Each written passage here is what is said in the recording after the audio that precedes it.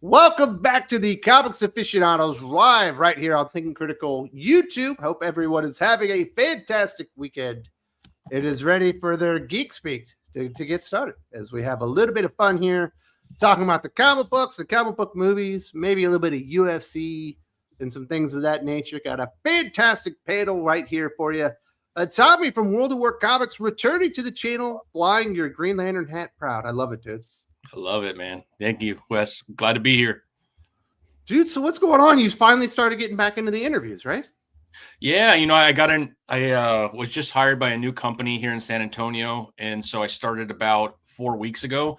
So I had to kind of slow down a little bit just to figure out what my hours are going to be because I'm salary. So just when I'm about an hour away from where the office is at. So I just wanted to time everything and didn't want to make commitments before getting interviews set up. But we're back. We've got some interviews starting to happen, especially next week. Very nice. Very exciting stuff. So I lived in San Antonio when I retired and moved here. Yeah. And you know where the USAA building is? Mm-hmm. I lived about a minute and a half from there. Oh, okay. Like a little suburb across the street. Mm-hmm. Yep. I'm actually in New Braunfels. I don't know if you know where that's at, but absolutely kind of in between Austin and San Antonio for those that don't know. So that's where the bougie people live. Yeah, it's kind of a newer community. It's like everything's kind of new. San Antonio is a good city.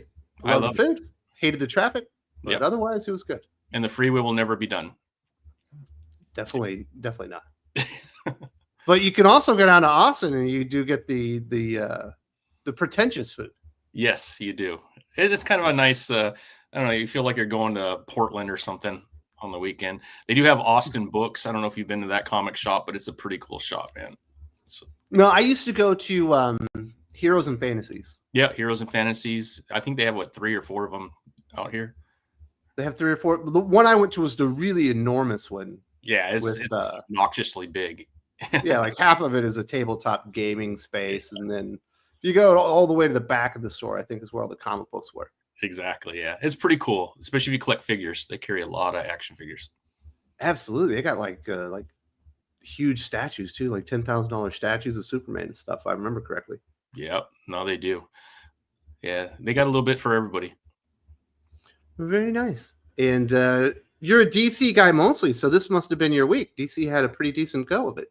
Yeah, I feel like DC, I know we'll talk more about it, but I feel like DC is in a really good place right now. I listened, we're going to talk about it, but I listened to one of your last videos about sales, and it's kind of disappointing because I feel like DC has probably the most really good titles that they've had in a long time.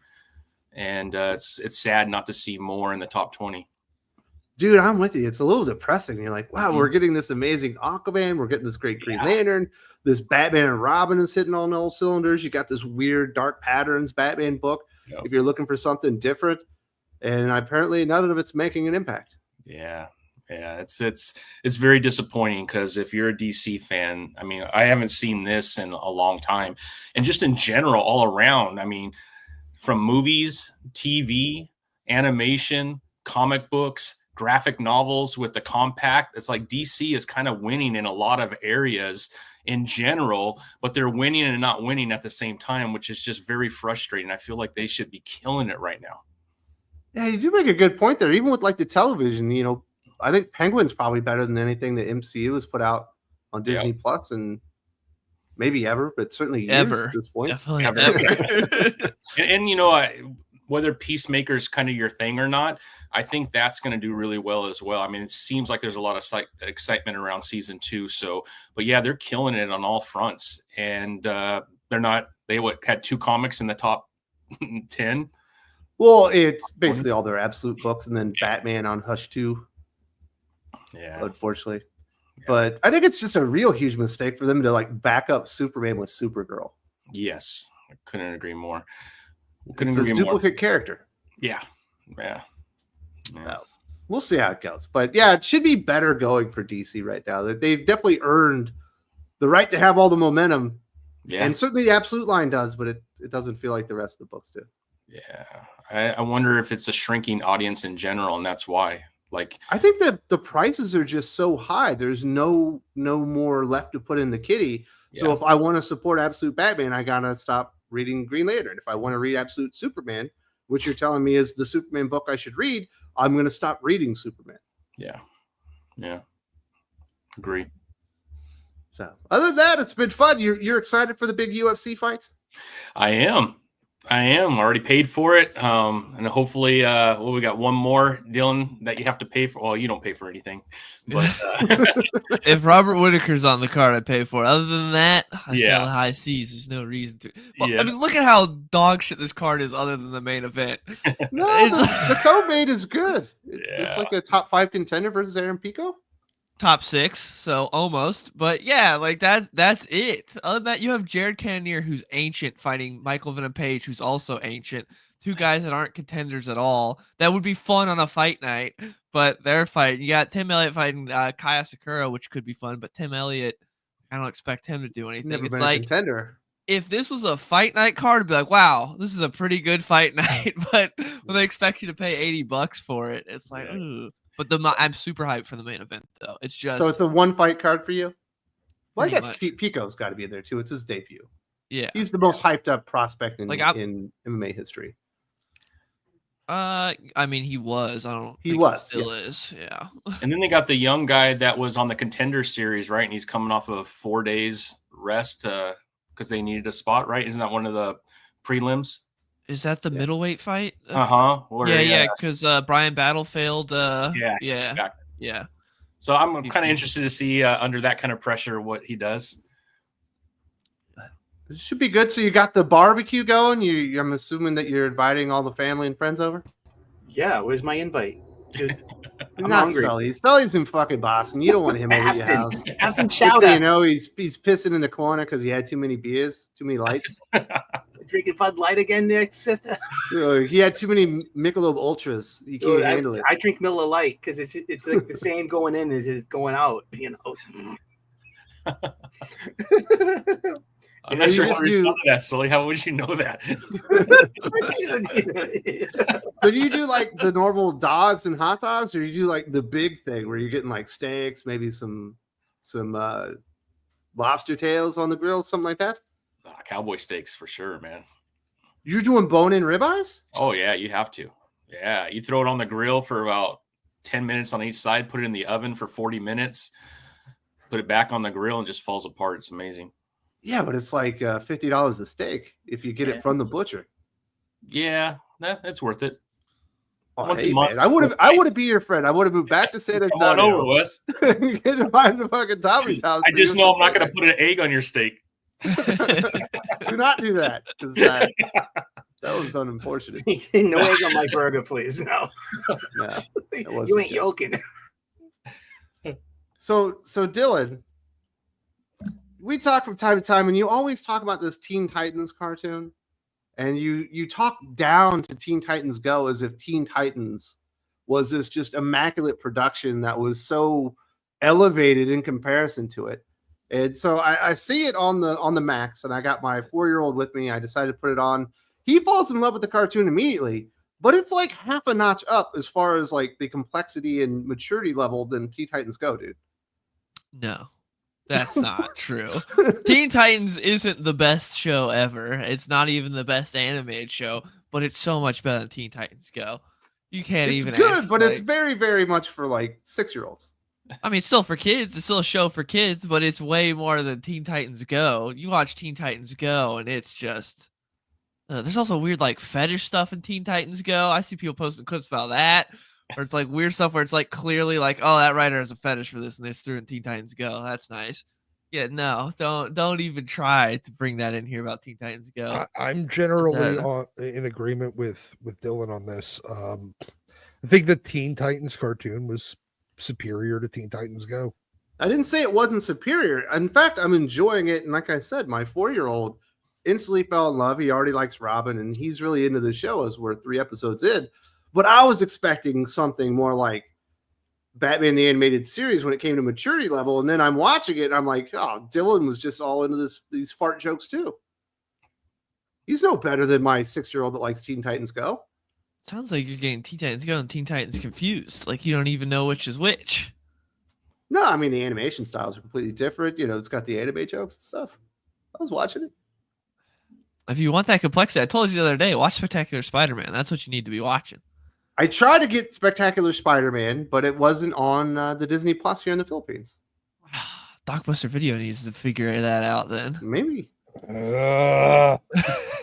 It's only 2 seasons, Doc. Come on, it's Spider-Man. Dude, come on.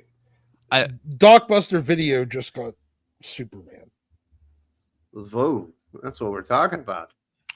Yeah, Spectacular Spider-Man may be hard to get because it originally aired on Saturday mornings on the CW, and then the whole Disney thing happened, and so then it went to Disney XD, and that's where they sent it to die, and that's why it got canceled. So the rights for that might be weird, and that might be why it's not on any streaming service.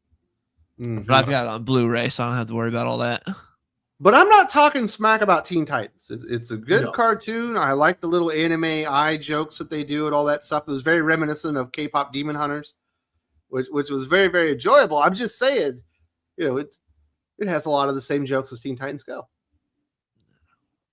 It's still for kids. I wasn't trying to act like it's something made for 18 being all plus. fucking uppity about it. But it's not even close to being down to the level. You were talking crap about my 6-year-old. It's like he doesn't even get the Teen Titans. You watch that Teen Titans Go. Was I wrong? You got taste like a kid, dude. You grow up a bit, kid. Watch this. Here's some Watchmen babies. Via's for vacation. But it was fun. I'm enjoying it. We're definitely going to keep watching and all that stuff. So what's been going on with you, Dylan, besides talking smack on my 6-year-old? You been making any videos or anything? Yeah, I got a new video going out today talking about kind of what we were talking about earlier with DC, except mainly going into, other than sales, how I think their big issue is events right now, because they just can't do events, and I'm hoping DCKO can change that. We'll see. Yeah, I can't remember the last time I was like, man, I think this DC event's going to be kind of good. Doomsday Clock, that was it. That was the last time. We haven't had a good one since, because Jeff Johns was the last guy that had that X factor that could do it. Agree. As much as I like Joshua Williamson or what Scott Snyder's doing right now, neither of those guys have that X factor of doing events. They just can't. Whatever it is, whatever makes you a good writer at doing events, they don't have it. So. Yeah, but Doomsday Clock's not even in continuity anymore. No, it's not. What a travesty. I know. Imagine if we were still. It has to be in continuity because that's the first appearance of Alan Scott and Bower Girl, right? In the new continuity? That's everything going on there makes me so sad. Because we had Doomsday Clock, it ended, and then all within a year, you then had Bendis doing Event Leviathan, and you had Dark Knight's Death Metal. So you had 3 big events all within the span of a year. And DC was kind of trying to tell you they're all important, except at the end, Doomsday Clock. They're kind of ignore that. And it was just sad. Event Leviathan is something I never wanted to remember happened. Jeez. Yeah. I think it was awful. It was terrible. Poor Alex Maleev. It looked good. Yeah. And then the big reveal was it Manhunter? Yeah. That was the big whoa. I was having to read the Wikipedia page. It's who the fuck is this? I do not remember this character, even if I had read him. So that wasn't very good. Yeah, so that's when we had 3 different writers doing their own events, and only one of them was actually good at it. And I think you had Heroes in Crisis, which was considered. Oh yeah, you had Heroes in Crisis then too. Yeah, that came pretty soon after. Oh man, Heroes in Crisis is so bad. What's the worst? Is it Event Leviathan or Heroes in Crisis? Heroes in Crisis is way Heroes worse. in Crisis. Yeah, because Event Leviathan is bad, but at least it doesn't make you character want and assassinate reading. everyone. Everyone that shows up in Heroes in Crisis is out of character. Harley 1v3 is the Trinity, with ease. Within the first 2 issues, and also beats the shit out of Booster Gold. It's bad. Also, Sully that was stopped cool, reading DC Comics after Heroes in Crisis and didn't come back until 2 or 3 years later, watching my channel, be like, "Oh, there's a good book." That is the most understandable thing I've ever heard from Sully. Thank you very much. I'll say that. I get that. But anyways, what I was about to say was that's something that was cool that we saw the other day, that Clayman's going to be a fill-in artist on issue 11 of Absolute Batman. He's out of Tom King's basement. They let him out for a little bit. They gave him a longer leash. He gets to have a fun writer for once. Yeah, that'll be good. And then back he goes after, but still, it'll be cool to see him on Absolute Batman. I'm excited for that. So you've also watched the Aliens Earth show? Yeah, I've watched the first 2 episodes. So I've watched the first episode, and we talked about it a little bit when we were doing some Hot or Not podcast stuff. But I think the visuals and the tone and the mood and the atmosphere is like, I've never seen anyone nail the original Aliens movie like this show has. Yeah, the visually it looks great. The first episode's kind of boring. It's kind of okay. The second episode's good though. I like the second episode. Yeah, I haven't quite Isn't made that it Noah Hawley's show? Yes. Okay. Generally, he really does have some pretty good reverence for the source material that he does. Now, whether or not he executes well is sometimes a little up for debate. Yeah. The but first two you seasons of Fargo are amazing. That's my like, favorite yeah, stuff. you can definitely tell that he gives a shit about what he's working on. Like even the patches on their fucking uniforms look like they're from the first movie. Yeah. Like, He's good. He's good about that kind of stuff. Now, again, though, whether or not he executes right, I still hate the premise of this show. Because it undermines basically the entire story of Aliens. With them getting to Earth way too fucking early. So, but that's just me. So, did anybody else get to watch Alien Earth? Did Tommy get to check it out? You're just a comic nerd. You don't like the sci-fis? Oh no, he's muted. Yeah, I mean, I like sci-fi. I don't know. They're just. But you're in a house full of girls. Yeah. Not only that. Yeah. I only have so much time, man, and I start with comics, and then if I can fit other things in, I definitely will. Oh, very nice. So, have you watched K-pop Demon Hunters yet, Tommy? No, I haven't. I keep hearing it's great. The animation just doesn't look great to me, just from the trailer It's I good. watched. Is it? Okay. I'll check it out. Everyone keeps saying it's good, so I'm definitely always looking for I something. checked it out because Dylan recommended that I watched the movie, and it turned out Dylan didn't recommend it. Sully did. Sully over there did. Sully. What? And apparently Sully's recommendation wasn't enough to put me over the top, so I imported Dylan's face on Sully's recommendation and went and watched it. It turned out Sully was right. Wow. How often does that happen, Sully? It happens once in a while. It does. Because you told me Savage Avengers was pretty good, or Savage Wolverine was pretty good. I thought it was okay. I thought it landed story-wise. I agree with you. It was really wordy in the middle, and it really detracted from the pacing. But I mean, as a story told, it worked. You know, it opened, it closed, and it's gone. And now we can forget about it. But K-pop Demon Hunters is pretty darn good. So I want to say thank you very much for that recommendation, Sully. You are most welcome. Did you dress up as your favorite character for Fan Expo Boston? Yeah, I dressed up as myself. I went to Fan Expo Boston last weekend, and that was it was wicked fun. Had a good time. Was it good? Yeah, I brought my childhood best friend, who I've known for 50 years, and I had scheduled a photograph with Ewan McGregor and Hayden Christensen, and I'm thinking, like, what the hell is Brian going to do while I'm in line? And then I had that little voice in my head going, "Durr, kid, why don't you just bring him in the photo with yourself? You already paid for it." And I did, because we grew up Star Wars together, Generation 1 in the 70s. I was Han, he was Luke, because I had chestnut hair and he was the towhead. You know what I mean? And we grew up Star Wars together. And so I'm like, yeah, get in the picture with me. And it was a great time. I met Ewan McGregor. I was like, dude, thank you so much for all. I'm a big fan, like Shallow Grave, Velvet Goldmine. I love these movies. And he was just a nice guy. And Hayden was as well. It was nice. And I met Star Wars Theory. What the fuck did you do to the Obi-Wan show? Why did you screw this up, you? No, I mean, it was good vibes. You literally have 1 minute with them. And and autographs are separate. I mean, and it was pricey, but it's worth it. It's hanging on my my living room wall in my Star Wars shelf. You know what I mean? It's just like I don't think paying money to celebrities to meet them is ever worth it.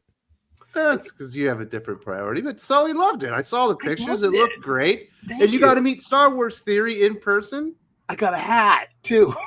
I met him in Dallas when we all met up in Dallas. So it was like, hey man, he was like, hey, it's good to see you again. And you know, and he's into Aikido, and I am as well. So like we can like, you know, connect on that level too. And got a picture with him. Brian's son, and like, you know, is a big follower of Star Wars Theory. So he's like cool. You got to impress your kid with like, hey, I got a picture with Theory and got you a hat, kid. And I almost got one of his Theory lightsabers. It was the Palpatine. He's, you know, it's got the horn on the end. It's gilded. I love it. I want the Palpatine lightsaber. So are you a Steven Seagal fan then? If you like Aikido, is that like your goat? He's not a goat, really. I mean, those older movies he did, like the more recent ones in the past 15 years, are ridiculous, but they're fun. Does anybody remember his period in the early 2000s where he just kept doing movies with rappers? Oh, gosh. There's a lot of him, like, recently. He just sits around. He's like the sniper, so he doesn't have to move around. Seagal's great, you know. Marked for Death, License to Kill. Yeah, Out for Under Justice. Siege. Under Siege 2. Under Siege, yeah. Those are all fantastic. Under he- Sieger. The best thing he did was claiming he taught Anderson Silva how to throw a front The kick. kick. It's like, I taught him that. They worked on it for months. He talked about his interview. That was so good. Like the front kick is some secret technique that no one ever uses. He took down Lyoto Machida. Nobody could get through Machida's defense. And then finally Seagal gave him the keys to break through and kick him in the face, knock him out.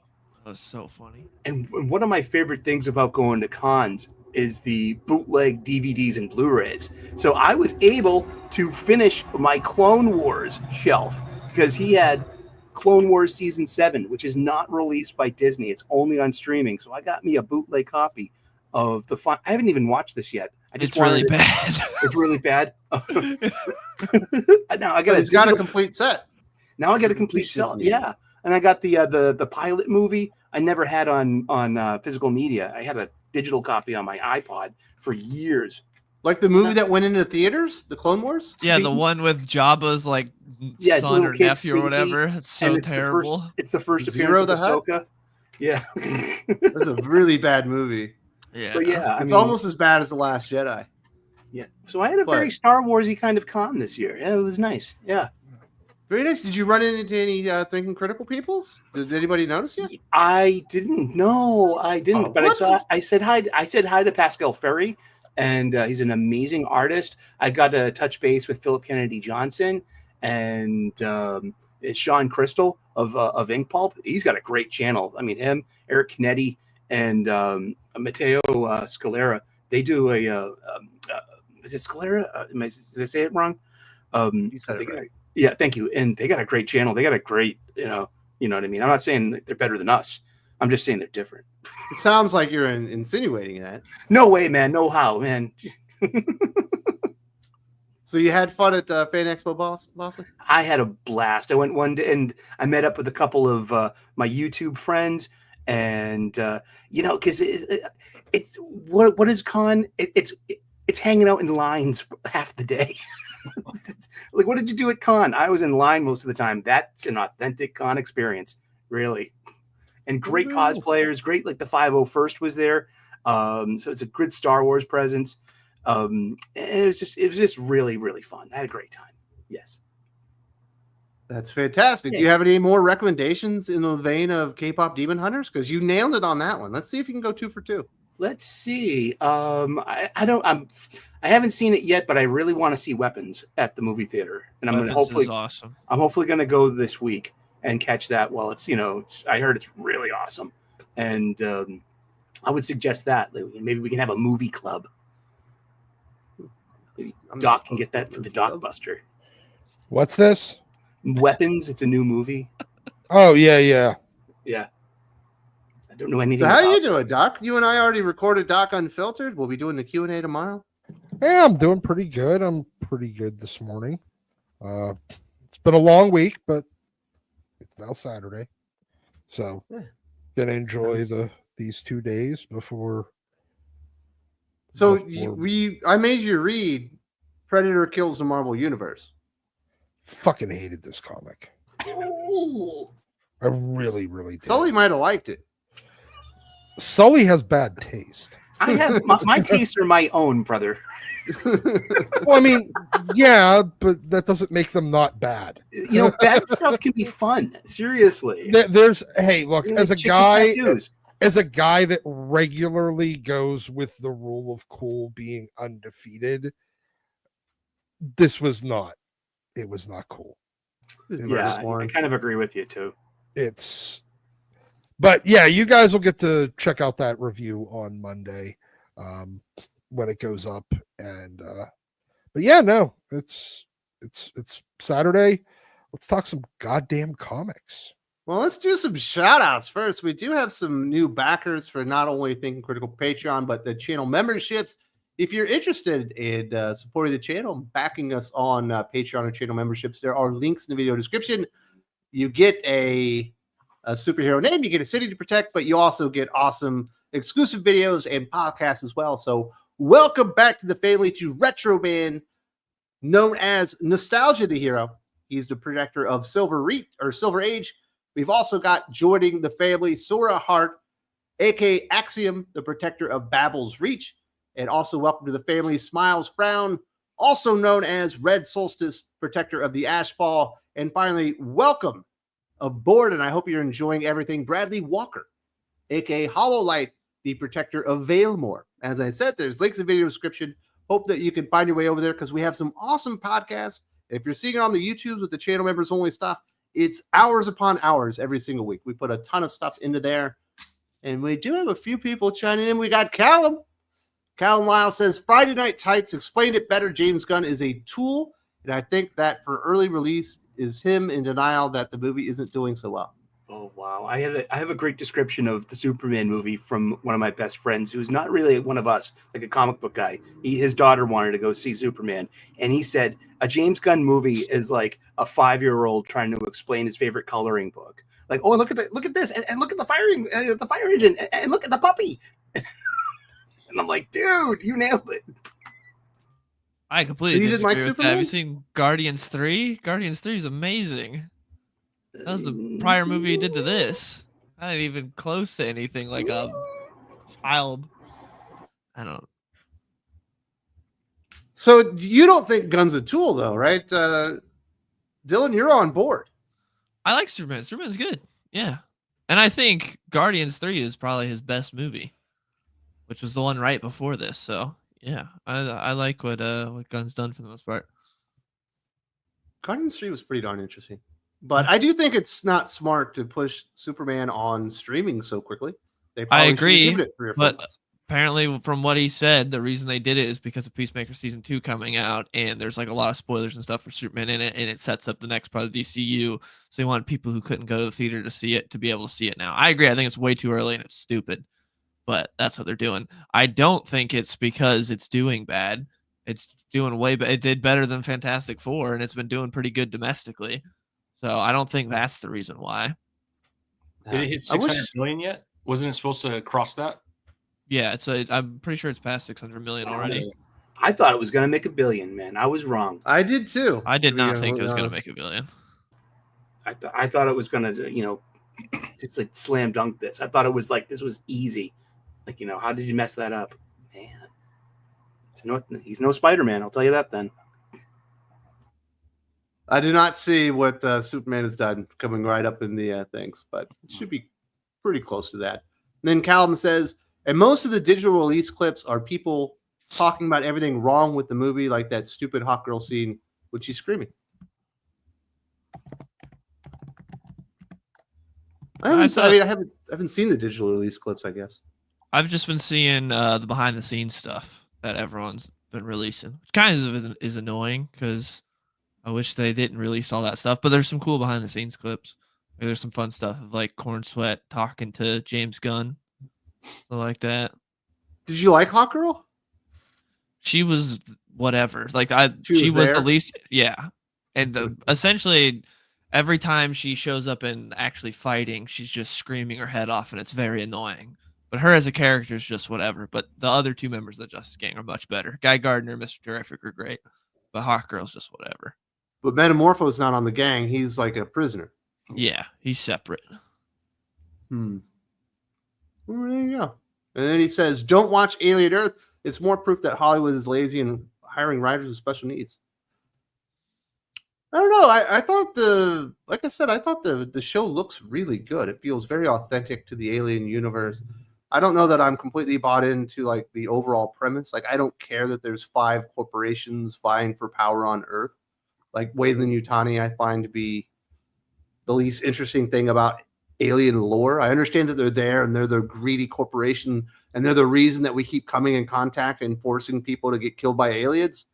But that's about as much as I need for alien lore. Yeah, I have no idea if the show will end up being good, but Noah Hawley's like a proven writer. The first 2 seasons of Fargo are some of the best television you can watch. So I don't think he's some terrible writer with special needs or anything like that. Are they as good as the first 2 seasons of Lost? I've never watched Lost. Oh, so you don't even know what good television looks like. You mean the show that everyone said ended terribly and was awful? The ending is awful, but the first 2 seasons are fucking immaculate, dude. First probably 3 seasons. 3 seasons, yes. It ended fine. What did you want it to do? Like, I fold your really have laundry no for you or objection something? with the. I really have no complaints about the ending of that show. It was minorly disappointing, but that's really only because there was no other way to end that show. It totally ripped off an anime. You might have heard of it. It's called Neon Genesis Evangelion, and the original ending is when like it's exactly what happens to Jack. He's like, he accepts, oh, this is what's going on, and everyone's here with me. And I'm like, oh, that's Shinji at the end of Evangelion, dude. I caught it. You didn't. You think it's better than the first 2 seasons of Game of Thrones? Ooh, see, that's Fargo? a tough. Yes. Yes. Well, Fargo is it's like anthology, so it's like it's different characters each season. It's like True Detective. To where Okay, like, well, Game of Thrones is adding characters constantly. yeah, but that's the first 2 seasons are damn near perfect. The first 2 seasons are amazing. It's hard to say because the first season of Fargo, oh man, it's up there for like the best season of TV for me. It's so good. You got Billy Bob Thornton playing. Well, you put it up there with like that. Yes, it's up there, 100%. You should watch it. I Now, started watching Landman. Billy was pretty good in there too. Landman is exceptional. wow, watch season 1 of Fargo. Billy Bob Thornton is amazing. That you also got what's his name? The guy that played young Bill, Martin Freeman. He's in it, and oh man, his life just goes. The things that happen. I don't want to spoil anything. It's so good. But the sad thing is, after that, Fargo's not very good after those first 2 seasons. But first 2 seasons are great. Very nice. And then he says, at least the cartoon made Raven's legs hot. What? Are Raven's legs hot? in the Not cartoon? Teen Titans. Yeah. It's Well- a cartoon. I don't really think about cartoons like that. She's no Jessica Rabbit, you know. No, I mean Jessica Rabbit. Or She had all the Tarna right in the Eddie curves. Metal movie, you know. Ooh, hubba hubba. They definitely could make Starfire a little sexier in that cartoon. Like she is in the comic books, you know? Yeah. On Spectacular, there's a Q&A with Greg Weisman of his plans for 5 seasons, including it would end up with Peter's college graduation and marrying MJ. Yeah, it's so sad. It's Man. so sad they canceled that show. I think Callum's trying to make you depressed. He's telling you like they had 5 seasons planned for I already Spectacular knew about Spider-Man. this stuff. Trust me, I've gone all down the Spectacular Spider-Man rabbit hole. I loved that show. It was But like Weisman's a really good creator when it comes to cartoons. He did Gargoyles and a few other projects. So the Young Justice, yeah. yeah, so Yeah. that's probably a good reason to go watch it. If it was available, I would have started it. Mhm. But would you have liked to have seen this Peter Parker graduate college and marry MJ? Originally, yes. If they tried to come back to it, no, because when they came back to Young Justice, it was terrible. So I don't want them to come back to it. You just leave it as is. Yeah. But if they would have kept going, if it never would have got canceled, that would have been preferred. But coming back to shows, it feels like whenever there's a show that got canceled or something, and they come back to it, just even with the same creators and everything, it just doesn't have the sauce that it originally did for whatever reason. It felt like Seems to be the Family case. Guy was pretty good when it came back. Family Guy is a it whole was- different thing, though. Yeah. Family Guy is not like narrative storytelling. Family Guy is like, Oh. haha, look at this silly thing. All right. Well, I was just trying to prove you wrong. That was the example that I had. Yeah. There we go. Jadron 2, which Marvel line are you feeling more wind out of the sails right now? Ultimate Marvel line or the new Imperial Galactic line? See, the Imperial. This is a trick question. The Imperial line would have had to have wind in its sails in the first place. Yeah. It never did. Feels really, really dead. Are you even thinking about this, Sully? Do you even realize there is an Imperial Galactic line? An Imperial Galactic line? What's Yes. that? Is that the one where the Hickman book that I'm barely enjoying? It's Yes. Planet She-Hulk. It's Oh, jeez. Nova and the somethings. Really? It's the Intergalactic Black Panther book. These are There's like 6 of them. They flew under my radar. Exactly. Damn. There is no wind in the sails of the Imperial No universe. thanks. Planet. But yeah, I it like- never had one. I like Marvel's cosmic universe, like the Dan Abnett stuff, when in all the Guardian stuff he did with Annihilation and everything. That stuff is all cool. So there's so much stuff they could do there, but it's just kind of Don't- all wasted. Hey, hold on. Don't remove credit from Andy Lanning, too. Well, I'm sorry, I didn't mention his It was- co-writer. Yeah, because it was just as big with Andy Lanning as Dan Abnett. Yeah, there's going to be an Imperial Guardians book that should be right up Doc's alley. I think it's Cannonball and what's his name? Sunspot. Sunspot. Yeah, Yeah, no. I So don't it's definitely understand- the Imperial line. Yeah. What were you saying? You don't understand what? I don't understand Hickman's fascination with Sunspot and Cannonball. Hmm. I really don't. I mean, they're interesting-ish characters, Uh-huh. but I especially after they married Cannonball off and made him like a dad that lives in the Shi'ar Empire, he's gone. Just be happy. He's retired. He goes away now. Then he wants to know by September 2026, how many absolute books will we have? Tommy, what do you think? So right now we got the 6, then we've got Absolute Green Arrow coming up. Yeah, gonna be I'm not 7. sure. I feel like a couple have to drop at some point, but yeah, I could see hopefully like an Aquaman would be pretty cool. What if the Aquaman we're reading is the Absolute Aquaman? That would be amazing. I would love to see. Kind of Jeremy hinted at Adams- this week. Yeah, I would love to see Jeremy Adams do something on the Absolute side as well. I think everything that he touches has been good so far, and yeah, they should invest more in him. I think. There should be an Absolute Justice League by then, probably. I think they already kind of mentioned that's where they're headed toward. I know that Batman and Wonder Woman are coming together later this year. So yeah, I think Justice League is definitely probably middle of next year or beginning of next year. We'll probably see. I'd say something 10 happen. by September. You think so? Yeah. Yeah. They're going to have to keep expanding that line if they're just cannibalizing all the other sales.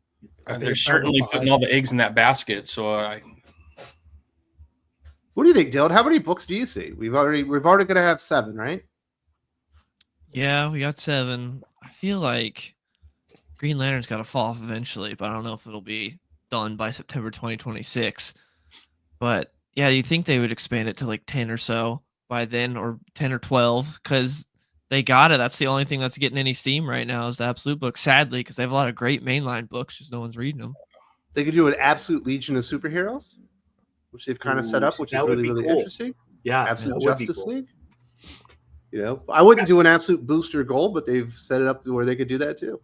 They can do an Absolute Trinity also, because Mhm. if they necessarily don't have the characters for Justice League yet, they could do a Trinity easy. yeah, I see that probably coming first. So, do you believe in my assessment, Dylan, regarding that maybe our Aquaman is the Absolute Aquaman? It looks like he might be possessed by the Omega, energies by the end of that issue. Oh yeah, he definitely accepted it at the end of that issue. I don't know. It looks like that's definitely. It wouldn't surprise me if that happens, but I don't know. I'm 50-50 right now on whether he is or not. But it feels like that it's definitely a possibility, especially with how It'll put him in violent the- this Aquaman is. It'll put it in the top 20 if that happens. Which would be good because the art's amazing and that story is really, really Tim's is killing it, man. Oh, Yeah. love his art. And then, yeah, of course, Jeremy. So, yeah, I can You, see it happening. And none of you guys think that they are going to reach critical mass and collapse in on themselves. By Oh, I Oh, think that's they'll definitely that's what the line. DC. That's what Oh, DC yeah. does. So you mean, So I'm Of waiting course. for it. I'm going for like 5 by next year. I think that they get to Justice League and Flash crashes, Manhunter crashes. I don't think Green Arrow gets more than or Lantern crashes. I don't think Arrow gets more than 8 issues. And you're down to Superman, Batman, Justice League. They're gonna try like possibly an Aquaman. But honestly, it wouldn't surprise me if the Aquaman that you're reading is the absolute Aquaman and he just gets absorbed into that Justice League book and it like they relaunch Aquaman again. oh yeah, they definitely do an absolute Aquaman #1. Yeah. There's no way. They No. wouldn't. I don't think they ever do an absolute Aquaman #1. I think here's what I think they're going to do with Aquaman. I think once it becomes clear, they're going to retro retitle the book the same way they did Dark Crisis to Dark Crisis on Infinite Earths. It's going to go from Aquaman to just suddenly being absolute Aquaman. It was always absolute Aquaman. And then that absolute Aquaman character gets absorbed into the Absolute Justice League book, and they relaunch Aquaman #1 with the DCU Aquaman. That would be very confusing. I know, but that's exactly what DC does these days. But I think the Absolute line, especially within the next, 13 months, I think it implodes. I don't think it'll be that fast. But I think the we'll see. Trinity will continue. I Yeah. think Wonder Woman, Superman, and Batman will continue. I That's, would like to see them do more like 6-issue arcs of some other characters instead of trying to do longer arcs. And then you could build out Justice League without having to commit to long term to certain characters. The best around 95. What's everyone's favorite character or group, and then their favorite run of them? Mine is Batman and the Nightfall run. More recently, I like Silvestri's Deadly Duo. So my favorite character in all of comic books, this is going to be strange, is Exo Manowar. And my favorite run is easily the Robert Venditti 50-issue run. That also includes the Armor Hunters event at Valiant Comics. And that is absolutely amazeballs. Fun stuff. We're actually doing that right now on the Comics Guilds, the retro review podcast that we do. So that's my #1. Tommy, what's your #1 character and run? That's so hard, man. I like a lot of characters. I mean, I'm a big Green Lantern fan, so I don't know. I would have to say Jeff Johns' run on Green Lantern is probably one of my favorite runs of all time. Obviously, big Chuck Dixon fan. So Batman would be cool. Nightwing, his Nightwing run was pretty good. But it's hard to pick one, man. I like a lot of comics. I would have to say probably Green Lantern. Green Lantern, the Jeff Johns run. Jeff Johns. Sully, where you at, son? I'm going to go back to the past, to my childhood. I'm going to say Storm of the X-Men. She's like my all-time favorite X-Men character. And those Chris Claremont years. I mean, I was monthly from like issue 170 till Fall of the Mutants. Every month, I was going to my local comic book shop. I'm like 11, 12, 13 years old. And just that was my golden age. And so that's my favorite run, basically, is that like 170, Uncanny X-Men 170 to Fall of the Mutants, where I was kind of like, that's where I kind of got off the boat. Very nice. Doc, you stole your answer. What are you going to say? I was going to go with obviously X-Men. And I'm actually going to pick up where Sully left off and go with the Outback era.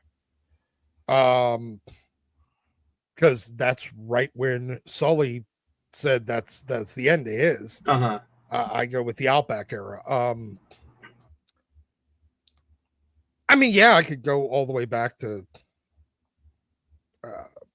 like X-Men about 99, and then to the present, or well, not to the present, to You love that Kuko hair, dude. I yeah, I know, right?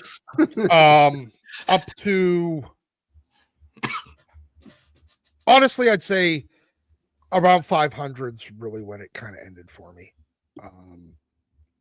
There you go. So, Everything yeah. after that has been meh. Doc's favorite is the Outback era, and he's been steadfast with that for like 7 years now. So I'm going to predict that your favorite is Superman, Dylan. Wow. Yeah, you got Nailed it. it. You nailed it. Shocker. Yeah, my favorite Superman, my favorite run was Jeff Johns' run. I love what he did there. Was Superman Legion of Superheroes, Brainiac, Secret Origin, Up and Away. He wrote so many great arcs during that. Had Gary Frank on a lot of them. That was a good time. He did some fun stuff with like the Toy Man, right? Isn't there like a giant like operation game with like a real person in it? Yeah, I can't remember if that was Jeff Johns who did that or Kurt Busiek might have did that. I can't remember. All that Doesn't that stuff. be fun? Yeah, I love the Yeah. Toy Man. Toy Man is pretty fun. So you think that's the best Jeff Johns run is Superman? You're going with that over is Green Lantern? Yeah, because I'm a Superman fan. His Green Lantern's great, and obviously did more for the character. But I liked what he did with Superman. That was my favorite His stuff. Green Lantern's great, but I mean, his Flash might be better. You know, around issue 200. That's what His Flash Scott is really Collins. That was so good. Jagron, could the Absolute Universe become the main focus universe, basically supplanting the Prime Universe, and that becomes the alternate universe?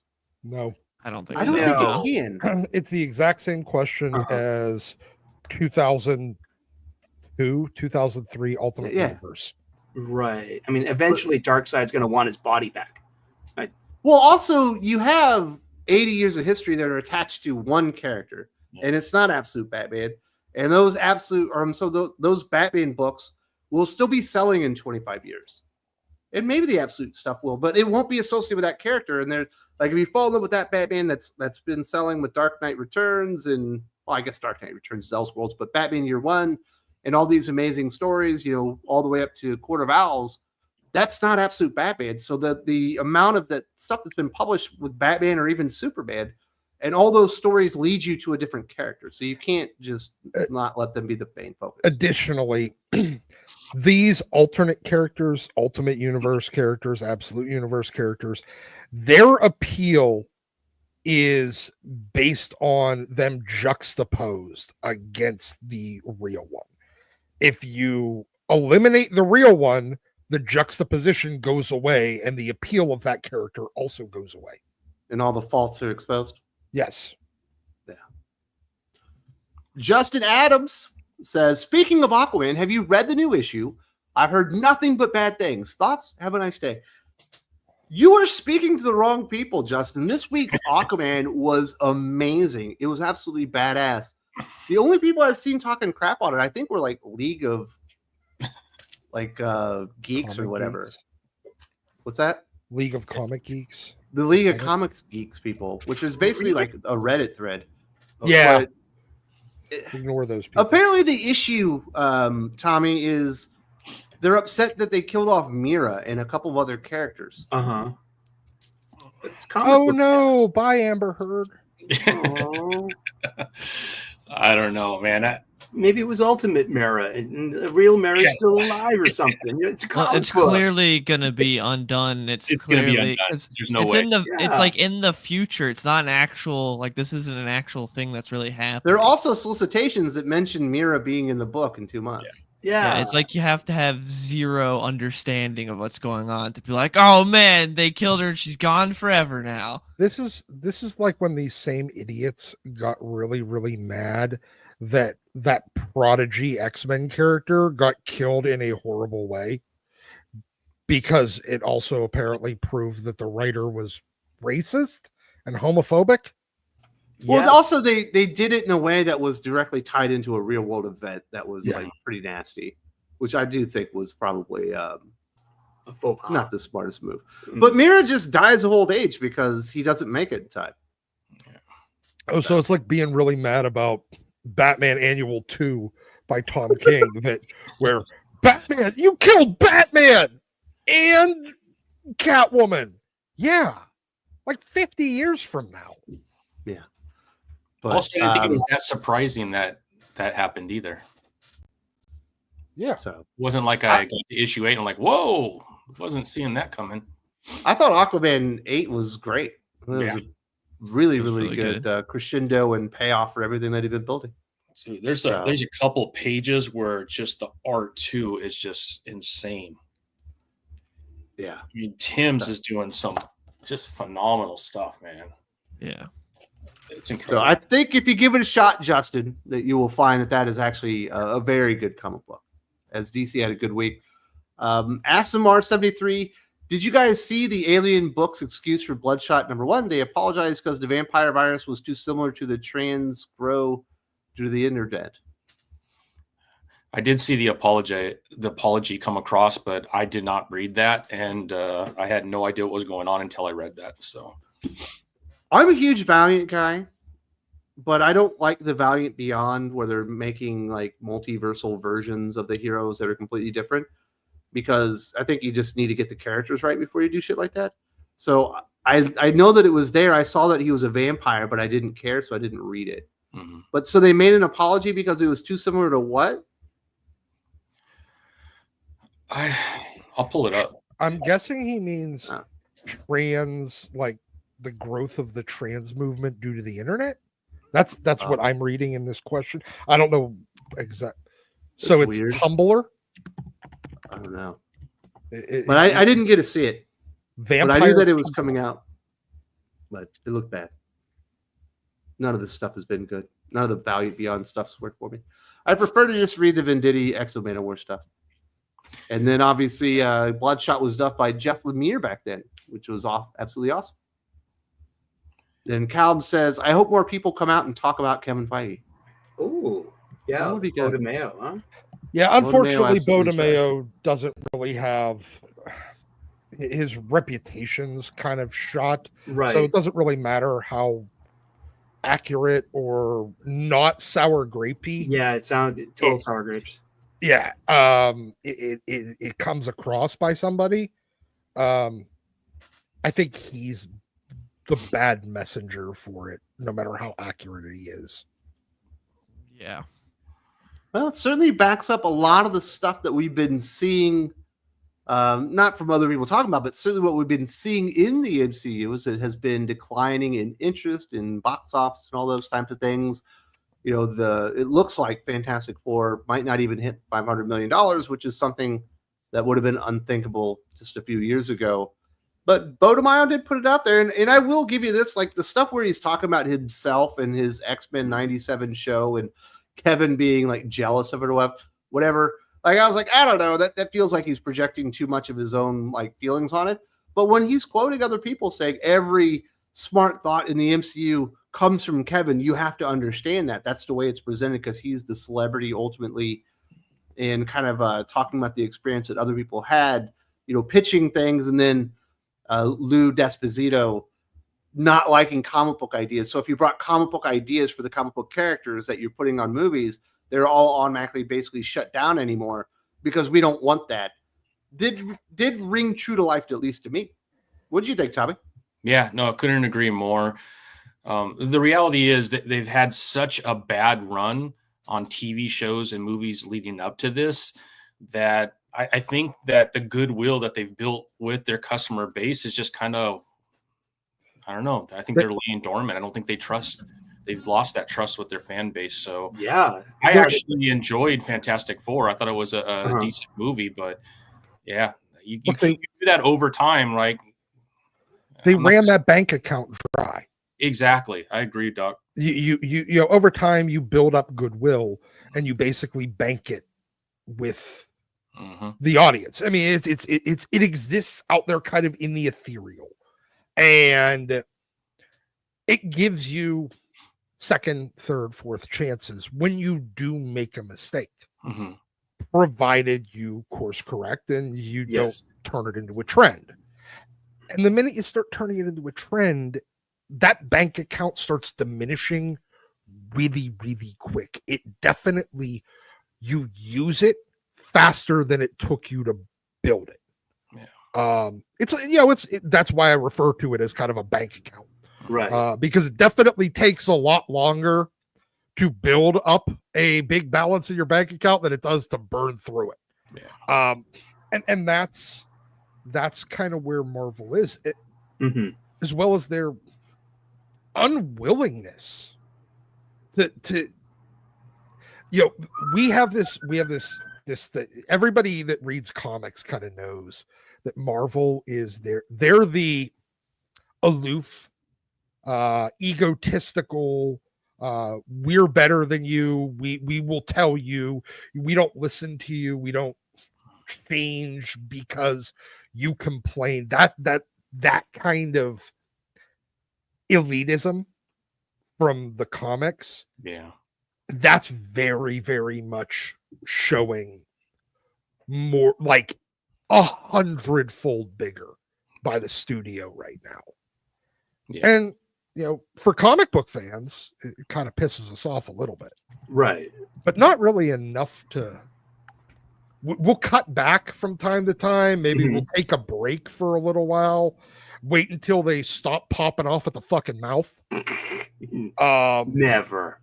Because there will be periods of time where Marvel editorial shuts the fuck up. And we wait for hey, all of that kind of in your face, we're better than you, we know better than you, we don't want to listen to you, and we're going to give you, you're going to take what we like and you're going to take what we give you and like it, bitch. That mentality and that approach from Marvel, that goes away, period. Not goes away, it just becomes silent for a while. And that's when people that were burned off and run off by that, they kind of wander back. That's fine for comic book fans because it's not like we have a lot of other options if we want to read superhero comic books. But for the general audience, they're not a captured audience. They're just like, yeah, fuck you, I'll go watch a horror movie. I'll go watch something on Netflix. I'll take my money, time, and everything else elsewhere. And then they just go away. What do you think the high water mark is for Disney Plus Disney Plus Marvel? WandaVision, Loki. What do you think?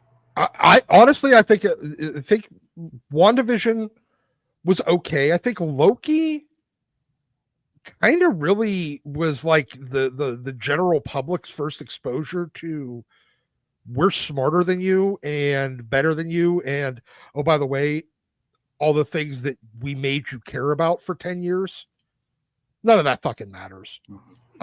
That was their first, I think that was the general public's first exposure to that, and they didn't know how to take it at first. But over time, I think the thing that really broke them was Falcon and Winter Soldier. I think that's what really kind of, that was where they fell. Between burning their obviously preachy ending. I mean, that was wicked preachy, and it's God, this is supposed to be fun. Well, I think people initially I think it was the worst of, they roped the audience in, because that first episode, especially like the first 10 minutes of that first episode, was amazing, high quality filmmaking. And then they spent 6 more episodes basically being at the farm in season 2 of Walking Dead, where it was like, oh God, will you people please, we get it, you don't want to spend any money. You burned and it became clear they burned their entire budget in that first 10 minutes of the first episode. And then they just started getting preached at, and it got worse through the whole thing. And then they just got lectured for the entire last episode. I think that was it. Arrogance that they have, and you would think that with so many losses in a row, there'd be a little bit of a humbleness that comes in, and they just dig in, and it blows me away. I'm not too shocked that they're in this situation. I'm not sure what the answer is. I think you lay dormant for a few years, and then you recast, and then you reboot. I think that's really the only thing. Get some younger actors, reboot the universe. Right. I'm just not sure they could do anything at this point if they keep pumping out 2 or 3 movies and 2 or 3 shows a year. Right. I feel like, yeah, strip mining it. Yeah. I mean, it's been 17 years since Jon Favreau's Iron Man. That impresses me on its own, that we've been going on for under 20 years. That's amazing. And it held together for so long. For 10. And it was so good for so long. Mm-hmm. 10. That's the thing we got to keep in mind. It's been 17 years. Yeah. No, but it's been 7 since Well, it's been 6. Yeah, 6 since Endgame. They're approaching 7 years now. They're almost have a string of losses almost as long as their string of wins. Yeah. And they burned that bank account out. It's Well, they empty. did have Deadpool and Wolverine, which was a huge hit. Yeah, but again, that's okay. During that 10-year buildup, yeah, you also had Thor: Dark World and Iron Man 2.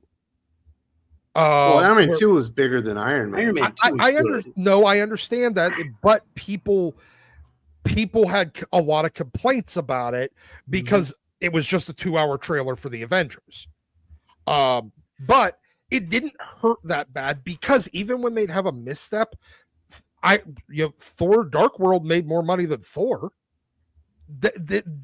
This is the thing that people don't really understand, that they're, especially in a series or a universe, it's no longer the movie that's bad that gets punished. It's the movie that's after it. Because everybody still goes out and sees that movie that's bad. It's a question of if the next movie, when you're, because people are looking on trend lines now, not just one-off films. They're not one-off films anymore. They are data points on a trend line.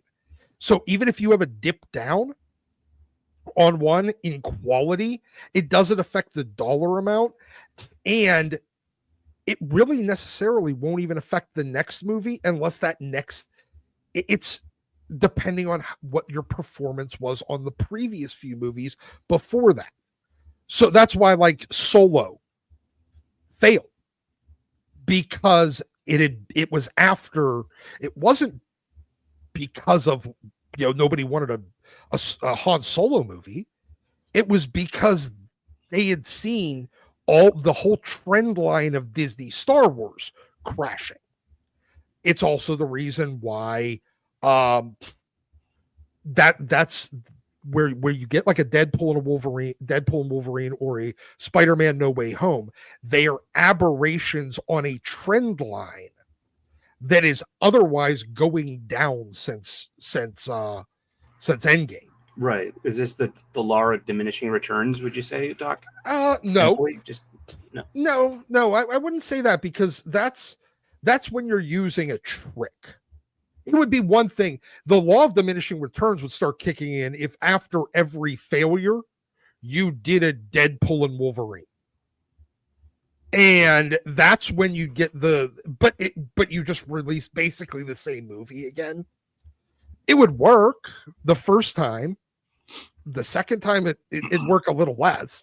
And then you'd start seeing that going down. No, this is one aberration of a good movie, a Deadpool and Wolverine or a Spider-Man No Way Home, not otherwise changing the overall trend line. And the trend line is Quantumania, Black Panther 2, Eternals, Shang-Chi, and all of these. I think that did pretty good. Again, you're still looking at these as one-off movies. You have to watch the trend line. But you're citing successes and calling them failures. That's probably not fair. Okay. All right. Here, Captain Marvel, was it a success? No, First one lost was. $50 million. No, that was the Marvels. Yeah, the Was Captain Marvel made Captain $1 Marvel's billion. absolutely a success. Went over $1 billion. Is Captain Marvel a success, or is it the recipient of a positive trend line that had nothing to do with that film? Does that make that movie a success? No, it doesn't. Well, it makes the MCU successful that batch because it the built up all the MCU momentum is and all the successful. goodwill, and everybody And- bought into it. And they couldn't get then enough. you started seeing. So Yeah, we get it that. doesn't. There's been a lot of good movies that did very poorly. Not necessarily in the MCU, because most of those have been shit. But Fantastic Four right now is a good movie. It is getting the exact opposite of Captain Marvel, which is it is the recipient of, regardless of its own quality, it will be a failure. And you have to change a trend line because this is the problem. Everybody's still trying to look at Marvel movies through the lens of the historical Hollywood, which is movie gets released. Is it financially successful? Yes or no? And you take them all as one off. You're judging that product by I don't think its so. I result. don't think everyone notices that the MCU is declining. I understand that, but every time we start getting into discussions about successes and failures, we default back to that traditional Hollywood thinking of this movie did well, therefore it is successful. That's not how you have to think about it when you're dealing with massive series, or universes of intertwined films. You have to think of them as a data point on a trend line, not a individual product, because it's all part of one product. Yeah. It's like a bad page in a comic book. I don't know, Dylan. You've been watching these MCU movies. You're a Star Wars guy like me. Certainly, The Last Jedi absolutely destroyed any chance of Solo ever being successful. Did we ever get The Last Jedi in the MCU? I don't know if we had necessarily ever got The Last Jedi, but also I think firing the directors that have made consistent hits was a big issue with Solo. Regardless of everything else, I think when you have two guys that consistently make good stuff and you get them and then you fire them and hire a new guy to reshoot the entire movie and it doubles the entire budget, that might, call me crazy, might have something to do with that movie failing. But as far as the MCU goes, I don't know if we've had a Last Jedi because I don't know if we've really had a character assassination like they did with Luke. So I don't know if we've ever had anything that level, but we definitely have had movies that are, I would say, as bad as The Last Jedi. Just I don't know about as hated. Terrible. I think Falcon and Winter Soldier was that. It was really bad. It was a character assassination on a major level, both of Bucky and of Sam. Yeah, but it wasn't in the movies. Nobody saw it. It doesn't. Yes, it wasn't but in the movies, but also I don't think it was to the level that Luke was, because I feel like that's very recoverable. To where Luke, it's like you can't recover from what happened with Luke. So with what happened with Bucky and Falcon, I feel like it's so easy to recover from. Well, it would the recovery is the same recovery that it would be with Luke, which is that didn't actually happen. We're completely changing our mind and undoing the thing we just did. And you could do that. They could have done that with Luke. They didn't, because they don't. You don't even have to do that with Bucky and Falcon. With Luke, you literally can't do anything because he's fucking dead. He is dead. You think being a Force ghost has stopped who? When? Everyone. You can't do anything. You just show up and talk. You are a completely different character as a Force ghost. It's never stopped anybody before. Yes, it has. You function completely differently. When Anakin's grandson was out terrorizing anyone, did Anakin show up as a Force ghost and do anything? No. So obviously it has stopped people. Why not? Exhibit A, it has stopped people. No, they just haven't done anything yet. Yeah, so there's just one. Because they don't want to doesn't mean that they didn't. They can't. They've never explored it. Not in the films. I don't give a shit about books. Those don't count. That's an argument you can make about anything. Yeah. You could make an argument about anything and be like, well, they could do this. Yeah, but they could do anything. That's not really a proper argument. And they could bring any, I mean, they brought fucking Darth Maul back to life. They could bring Luke back, and oh shit, that never happened. I just think Luke is a much more important character to the Star Wars universe than Sam and Bucky is to the Marvel universe. So no, but I think Captain America isn't. I think the Captain America mantle is as important to the MCU as Luke Skywalker is to the character of Luke Skywalker is on par with the mantle of Captain America. Really? I'd say Spider-Man. In the MCU? But Sully, I don't think them making Falcon Captain America was as disrespectful as saying that Rey is the last Skywalker. And all the Jedi. Yes. Oh, yeah. I mean, that's definitely more disrespectful. Nothing they did was as bad as saying that Luke had thought that his nephew had bad thoughts, so he was going to murder him instantly. That was his first instinct. Luke sneaks nothing they into his did. nephew's tent in the middle of the night, looks at him with the male gaze, and whips out his phallic lightsaber. It's all metaphor, dude. He wanted to bang his nephew? Dude, he was a metaphorical sexual abuser. Seriously, it's baked into that. It was the destruction of our hero. I don't want to think about this anymore. I didn't get that out of there, Dylan. Yeah, I didn't get that either. Yeah, well, you should use cinema theory. You have to be a movie fan. Yeah, I don't know about that. Sully, how's your relationship with your uncles? Dude, Dylan, let's not go there. I think that might give us a little more insight into this take.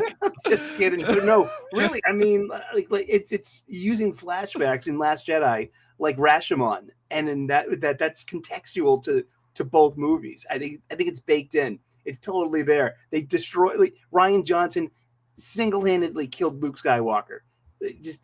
He did. I agree with the statement, but I don't agree with your reasoning. Yeah. Luke Skywalker, the most hopeful character in the history of the world, that saw the most evil, murderous person in the history of the world that used to be his father, and never giving up hope and bringing him back to the light side of the Force by the end, is the guy that's gonna be like, I don't know, man, my nephew is considering going evil. Fuck it, I'm gonna kill him right now. Exactly. We're gonna nip this problem in the bud. That seemed like an issue for Luke. Instantly, no hesitation. Like, this is the right thing to do. Yeah, that was strange. Far but worse there than have been movies as bad as Last Jedi. I truly believe Quantum Mania and Love and Thunder are just as bad. I agree. That's what I was saying. There have been movies as bad, just not movies as hated, because I don't really care about that Ant-Man's and the Wasp is bad. I don't care. That movie sucked, but who cares? In hindsight, was Shang-Chi really a bad movie? I heard Shang-Chi wasn't bad. No, it's not great. But as far as the new crop of MCU movies, it's much better than most of them. For me, it's like a 7 out of 10. It has good action. The villain is much better than most MCU movies. It's just Aquafina is terrible. I hate her so much. If you take her out of that movie gets a lot better. She's mainly the dragging thing that drags it down for me. The action scenes are pretty dope in that movie. Yeah, there's some cool fights. Especially was on the side of the building, going up and down the ladders. The bus fight was really cool too. Oh, and the bus fight was, those are pretty. But Shang-Chi's sister gets kidnapped, and he's like, whatever, I'm moving on with my life. Yeah, sometimes you gotta do what you gotta do. Nah, can't let family members getting kidnapped weigh you down. No, you gotta go after your sister. You gotta take care of yourself first. Fuck me. Because I'm going to fucking Jollibee and get me a chicken joy. That's not how it works. There's some issues with the movie, but as far as like some things with Marvel, it's not as heinous as others. No, it's not a bad movie. But the MCU is just flailing right now. What even is this multiverse saga? Man, they haven't built up to Doomsday at all. This has been like, that was the entire, like, the first 3 phases were all like getting them together and then moving steadily towards Thanos. Like, you knew the purpose of everything. And I think they're just like, fuck it. The inability Yeah, to recast T'Challa, the inability to recast Kang. That would have been the easiest thing. Just recast Kang. Kang. You recasted Rhodey. Like, nobody give a shit. You know what I mean? Seriously. All of a sudden, we got Don Cheadle. Nobody missed a beat. I don't know if I've ever heard anyone pronounce Cheadle like that. Cheadle. Cheadle. We can piss off. Yeah. Don Cheadle. It sounds like he's from Louisiana or something.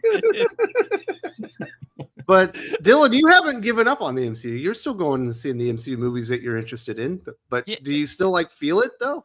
No, I don't feel hype really. I'm just hoping for good individual movies, but it's clear that they don't really have a plan or know what they're doing. It's just once Kang beat his girlfriend, they kind of really, really lost what they were going to be doing. They had no idea. But like Sully just said, that's literally the easiest character ever to recast. To be like, oh, now we're on a new version of him. A multiverse, yeah. Yeah. It's that you had all that setup and no payoff. Like, woe is the fan of Well, the you got MCU. destroyed by Ant-Man and some ants in Quantumania. Yeah, that was rough. But again, That was that's the another bad thing thing. with recasting. You could have been like, oh, that's the weakest Kang right there. He was all talk. Yeah. He Now never we're had on it. to a stronger Kang, and he just recast. It's been so easy. But they panicked. There was a time when they could come out with a project like Guardians of the Galaxy, and if you weren't a comic book fan, you'd never heard of any of the characters, and you're like, fuck it, I'm going anyway. I do not care. That's guaranteed to be a banger. It says Marvel Studios on it. It's going to be part of something, and you want to go. And now they come up with Thunderbolts, call it New Avengers, after the fact, and nobody cares, Tommy. I think it made it worse when they called it New Avengers. They should have just left it alone.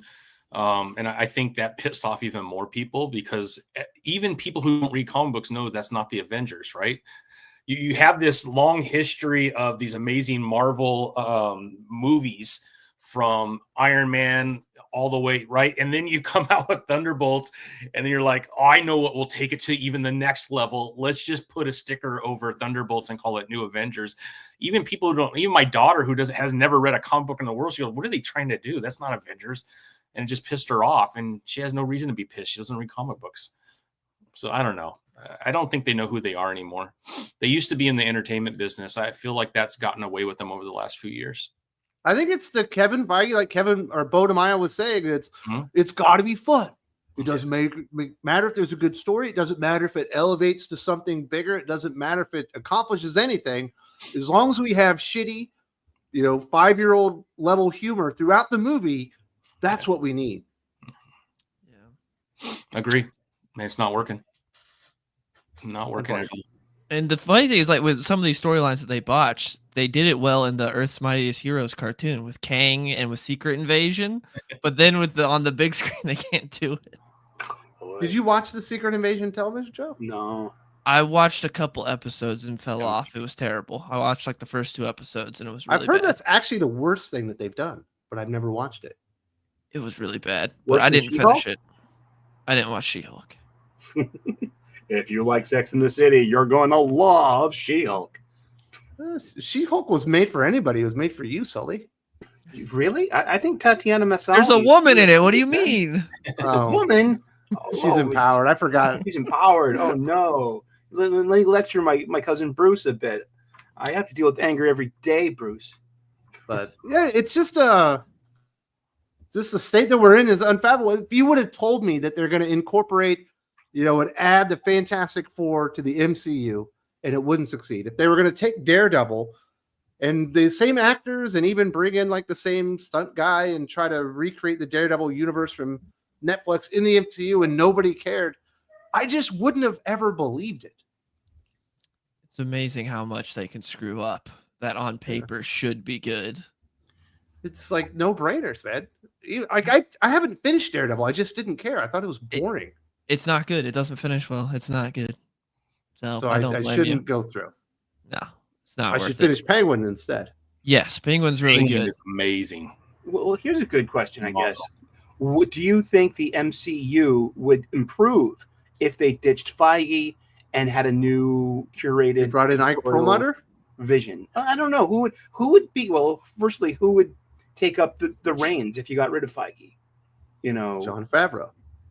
Ooh. Possibly. I don't think they Joss have Whedon? anybody right now. I think they'd have to go outside the company.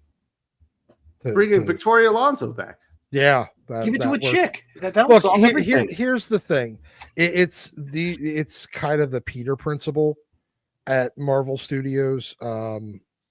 Feige, it wasn't that long ago he was fetching coffee for Avi Arad and Sam Raimi.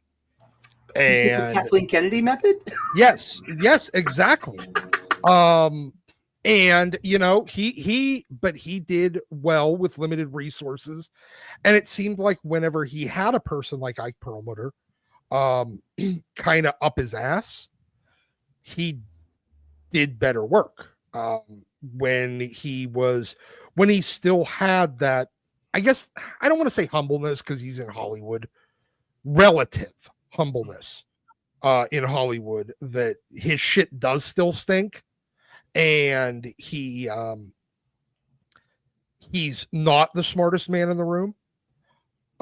So he knew where to get the content to convert into film that would be successful, because he basically figured out, if I adapt successful comics and then just put them in a medium that people like and accept more than comics, I will also have successful product.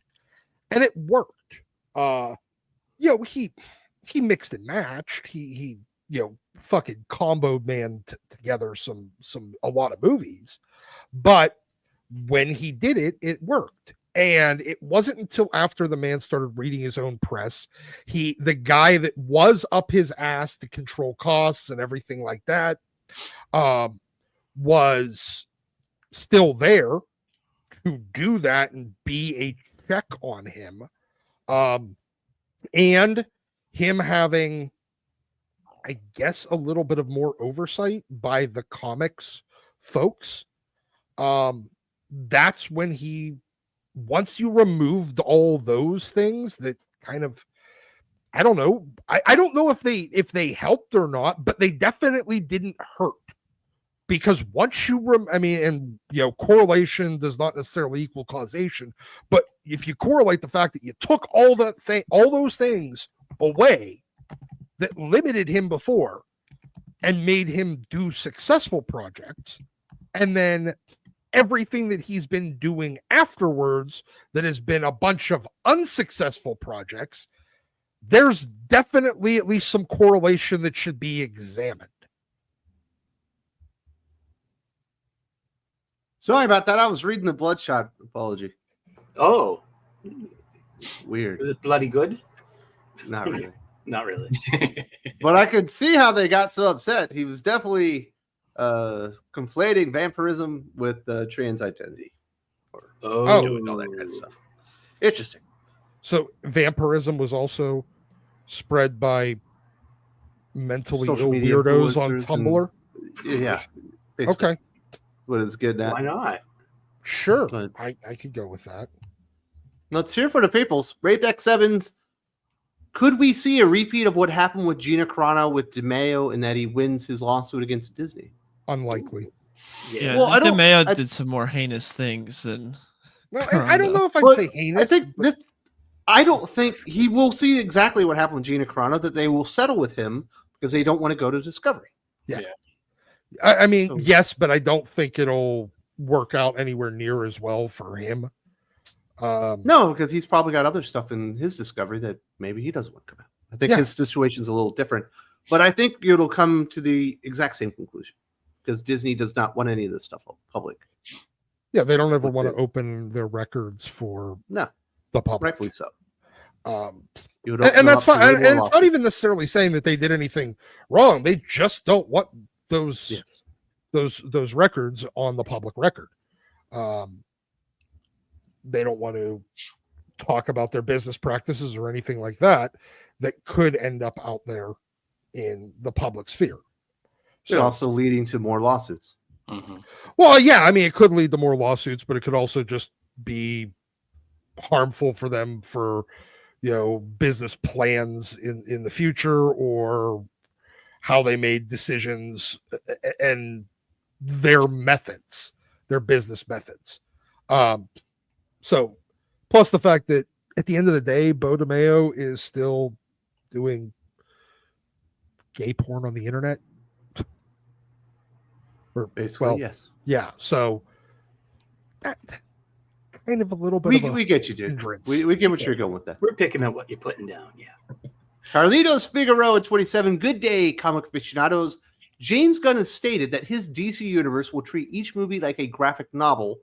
Given the success and setbacks of his projects, is this approach effective or a potential red flag? If the movies are, if the movies aren't like all these interlocking pieces, and if you miss one, you're going to be lost on the next.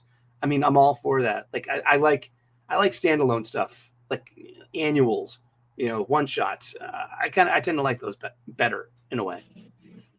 I think it's gonna make. I mean, that was kind of the secret to Marvel's success early on. Everything really was, and they'd only have C plot level stuff. Yeah, it had The very B little plot connective was- tissue. Yeah, the B plot was really setting up the sequel to that movie. It was the C plot that was the connective tissue. And that was almost always an after credit scene. Yeah, it was post credit scene or Easter eggs during the Easter movie egg. Yes. with Hawkeye being part of the plot in Thor, shit like that. So, but treating it like just a graphic novel, I don't necessarily think that's the best, but it's also not bad. It wasn't until Marvel tried to turn its films into episodes of a TV show that, and their TV shows into 8-hour movies, that it became a problem. No, I think it's a good approach. When I think of graphic novels, I think Green Lantern Rebirth, I think Sinestro Corps War, and then I think Blackest Night is a great trilogy of movies in graphic novel form. How's Yes. that? That would be dope if they did that. That would be amazing. See, Where's that? here's the thing. I'd want to know what James Gunn's definition of graphic novel is, because those weren't graphic novels; they were trade paperbacks. But they're collected and they tell one specific story. And a graphic novel is not collected because it was by itself. Well, I guess it was I understand that we're getting into the minutia of it all, but when DC Green Lantern Rebirth is written, it's a 12-issue miniseries. Mhm. It's meant to be read as one story. It's not episodic like the Green Lantern series. Sinestro Corps War is meant to be read as one giant story, but it was released in 12 chapters.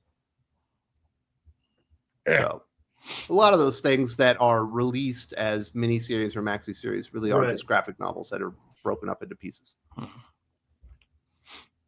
But I think it's a smart move. There's if the terminology that he wants to use, but it sounds more to me like to me, Dill, that he wants to have standalone movies with loose connections, which I think is great.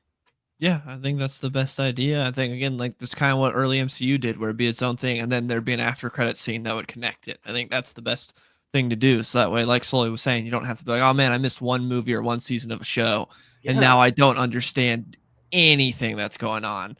It turns into homework. And it's Yeah. no thanks. Yeah. And then also the thing with the MCU, what it's evolved into, and DeMayo kind of talks about it in that thread, is everything has been reduced down to like the same tone and feel and everything, to where everything feels very generic. And I think everything needs to have its own personality, its own genre, its own story to tell, and they shouldn't be interchangeable pieces of entertainment. And I think that would be the best way to do it.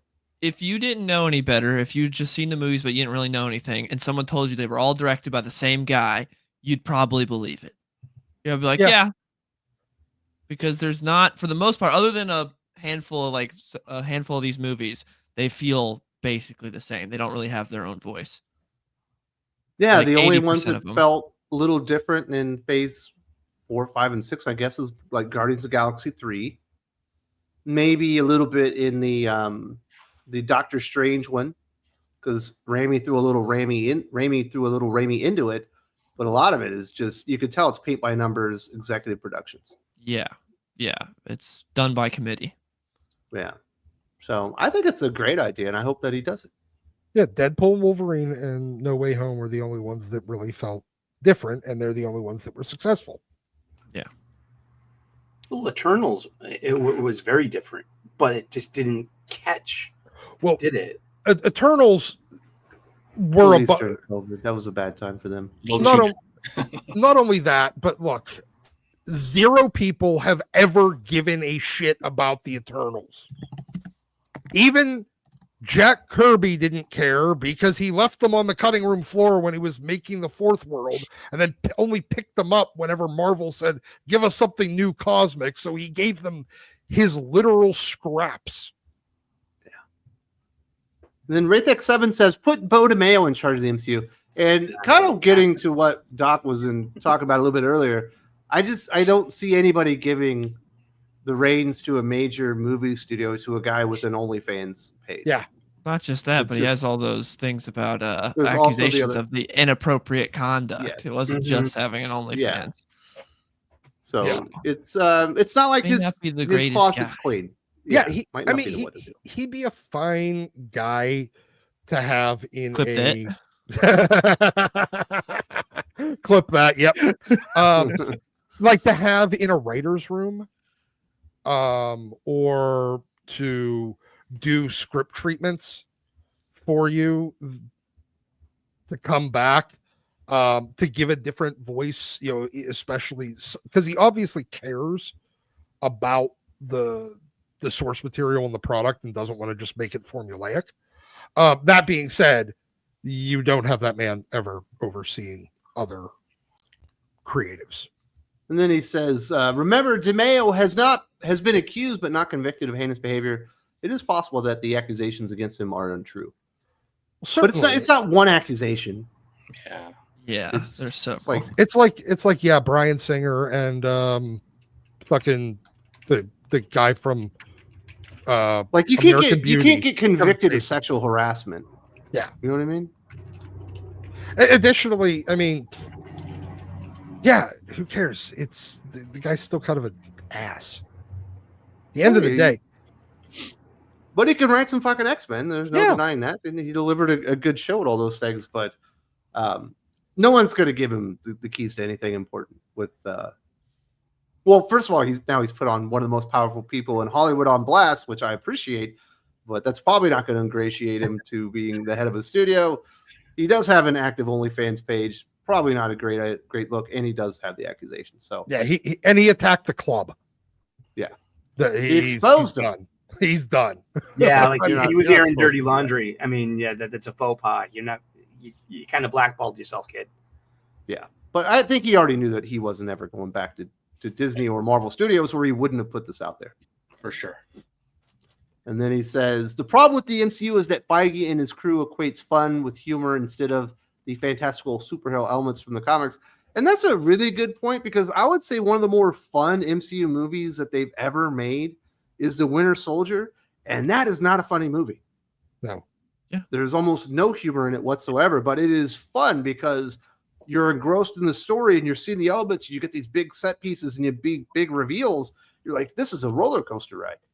Yeah, that and the fact that people equate like the term comic booky with silly, goofy, fun stuff. Like, like the Jonah Hex movie is nothing like the Jonah Hex comics at all, but it's more comic booky if you're taking like the general term that people use when they describe what they mean when they say comic booky. But if it was actually comic booky, it'd be much more serious, and you wouldn't have weird supernatural elements and all this other dumb crap. So I think that's a problem as well. He's also, I think, one of those people in the Marvel creative side that's enamored with Rick and Morty writers. That feels like all of Hollywood, man. That's because it had it was popular for 10 minutes 6 years ago. But it also successfully incorporated a multiverse. Yeah, I know, but something that was popular with the general audience for literally what was that, a couple of months?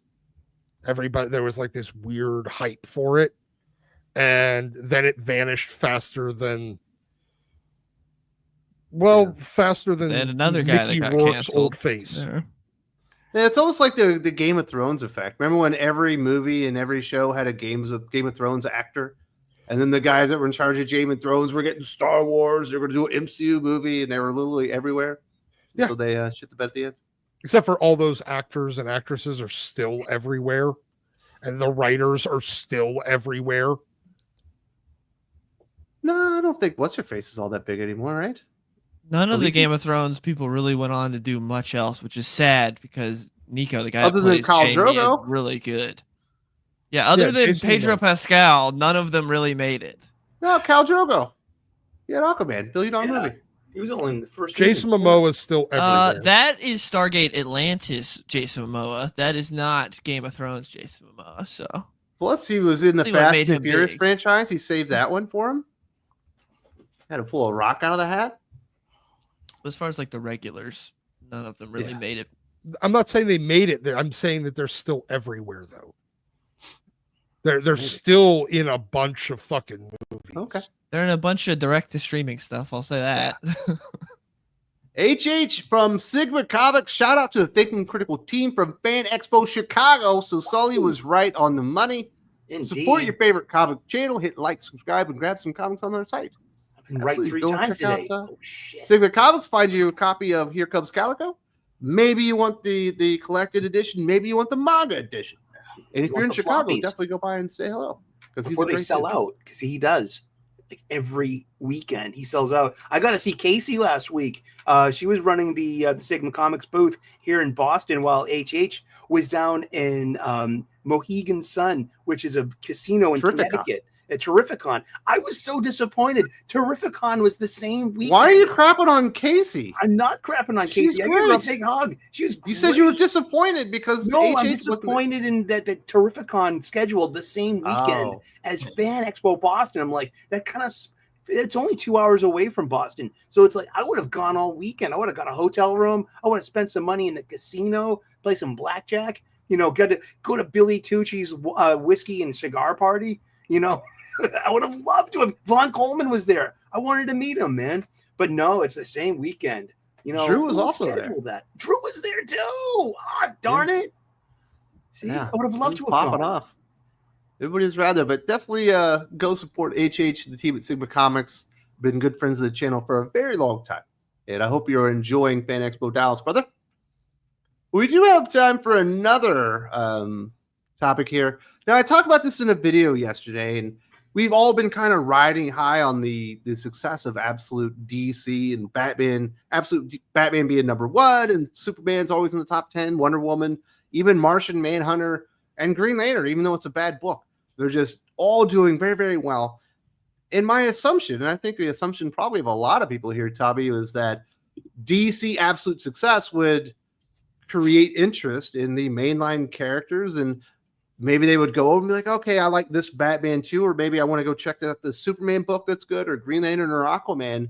But I really started diving into the sales when I was doing one of the channel members exclusive podcasts that I do, or it's actually a video. And I was realizing that actually what appears to have happened is the Absolute Universe, while it's certainly the hottest thing, it's the best-selling thing out there, it has cannibalized all the sales of essentially every other book other than Batman because it's got Jim Lee on it. Yeah. Isn't that insane, Tommy? I did not expect to see that. I didn't expect it either. I thought there would be a halo effect to bring people into other parts of the franchises that are amazing, like Philip Kennedy John's Batman and Robin. I absolutely love. Aquaman, Green Lantern with Jeremy Adams is phenomenal. There's been so many good titles at DC right now. Dan Waters, I think, is doing amazing. Hayden Sherman with Dark Patterns.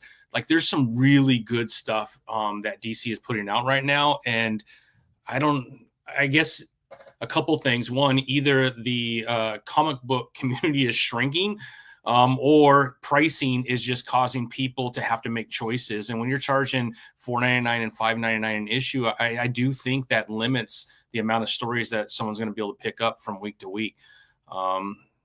So I don't know, man. It's kind of sad because I think although I'm enjoying Absolute Batman, you're missing out on some really good Batman stuff right now by not picking up those other titles for sure. DC, I I think this is probably one of the best years in a few years, as far as the amount of titles that are really good. Superman, Joshua Williamson is killing it right now. I don't know, man. It's disappointing, to be honest. Yeah. What about World's Finest? Is anyone still reading World's Finest? I mean, you could say what you want about Mark Waid and the whole team, but World's Finest is good. Mm-hmm. So, I don't know, man. It's depressing, to be quite honest. Because I do think like this is DC's time. They have an opportunity to really gain some ground on Marvel, and they've always been second fiddle. And Absolute has kind of sucked all the oxygen out of the room. Yeah. Unfortunately, I think Marvel driving readers away from the comic shop for the last couple of years is having this unintended, I guess, effect on DC, where DC readers there just aren't enough. This is something that would have appealed, that would have gotten Marvel readers reading DC and DC readers checking stuff out. Instead, you're getting DC readers dropping other things to read this, because at least it's different, even when their regular books are actually apparently doing pretty well, and telling pretty good stories. The problem is Marvel's pushed out so much of the audience. Unfortunately, I think Marvel is destination comic reading, and DC kind of gets that. I mean, we always say, so goes Marvel, so goes the industry. Unfortunately, DC's trying to be that, but I think they caught on too late. They finally got their shit together too late, because every other time that they've done it in the last 3 decades, they turn around and immediately shoot themselves square in the dick. Unfortunately, I think that when they finally managed to not do that, it was too late. I also think indie comics, there's a lot of really good indie stuff right now too. So there's just so much to choose from.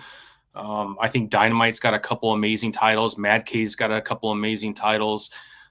Ghost Machine, I think, especially when Rook Exodus comes back in October, like there's some really good stuff out there. And again, it makes it tough. There's a lot to choose from. And when you're able to spend, $30, $40 a week on comic books, and that's your limit, whatever that limit is, it makes it tough to be able to pick up the same ones you normally do, especially if Absolute Batman is as popular as it is. It's kind of that FOMO thing. You don't want to miss out on the story, and it has been fun. It's really sad because this is the most solid DC's been since Rebirth. There's a lot of great titles right now. I'm having a lot of fun with Absolute Batman, but it's the 3rd best Batman book out right now. Batman, Robin, and Dark Patterns are both better.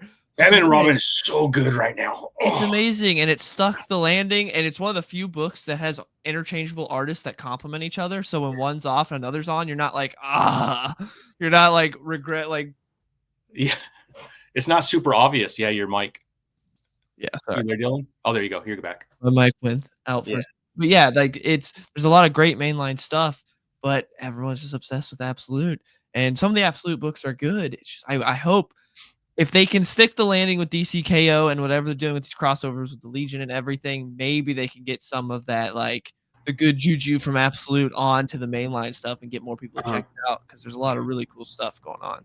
I mean, Scott Snyder dropped the cover for DCKO #2, and it's Plastic Man versus Lobo, and like, you have my attention. That looks fun. I'm tuning in for that one totally.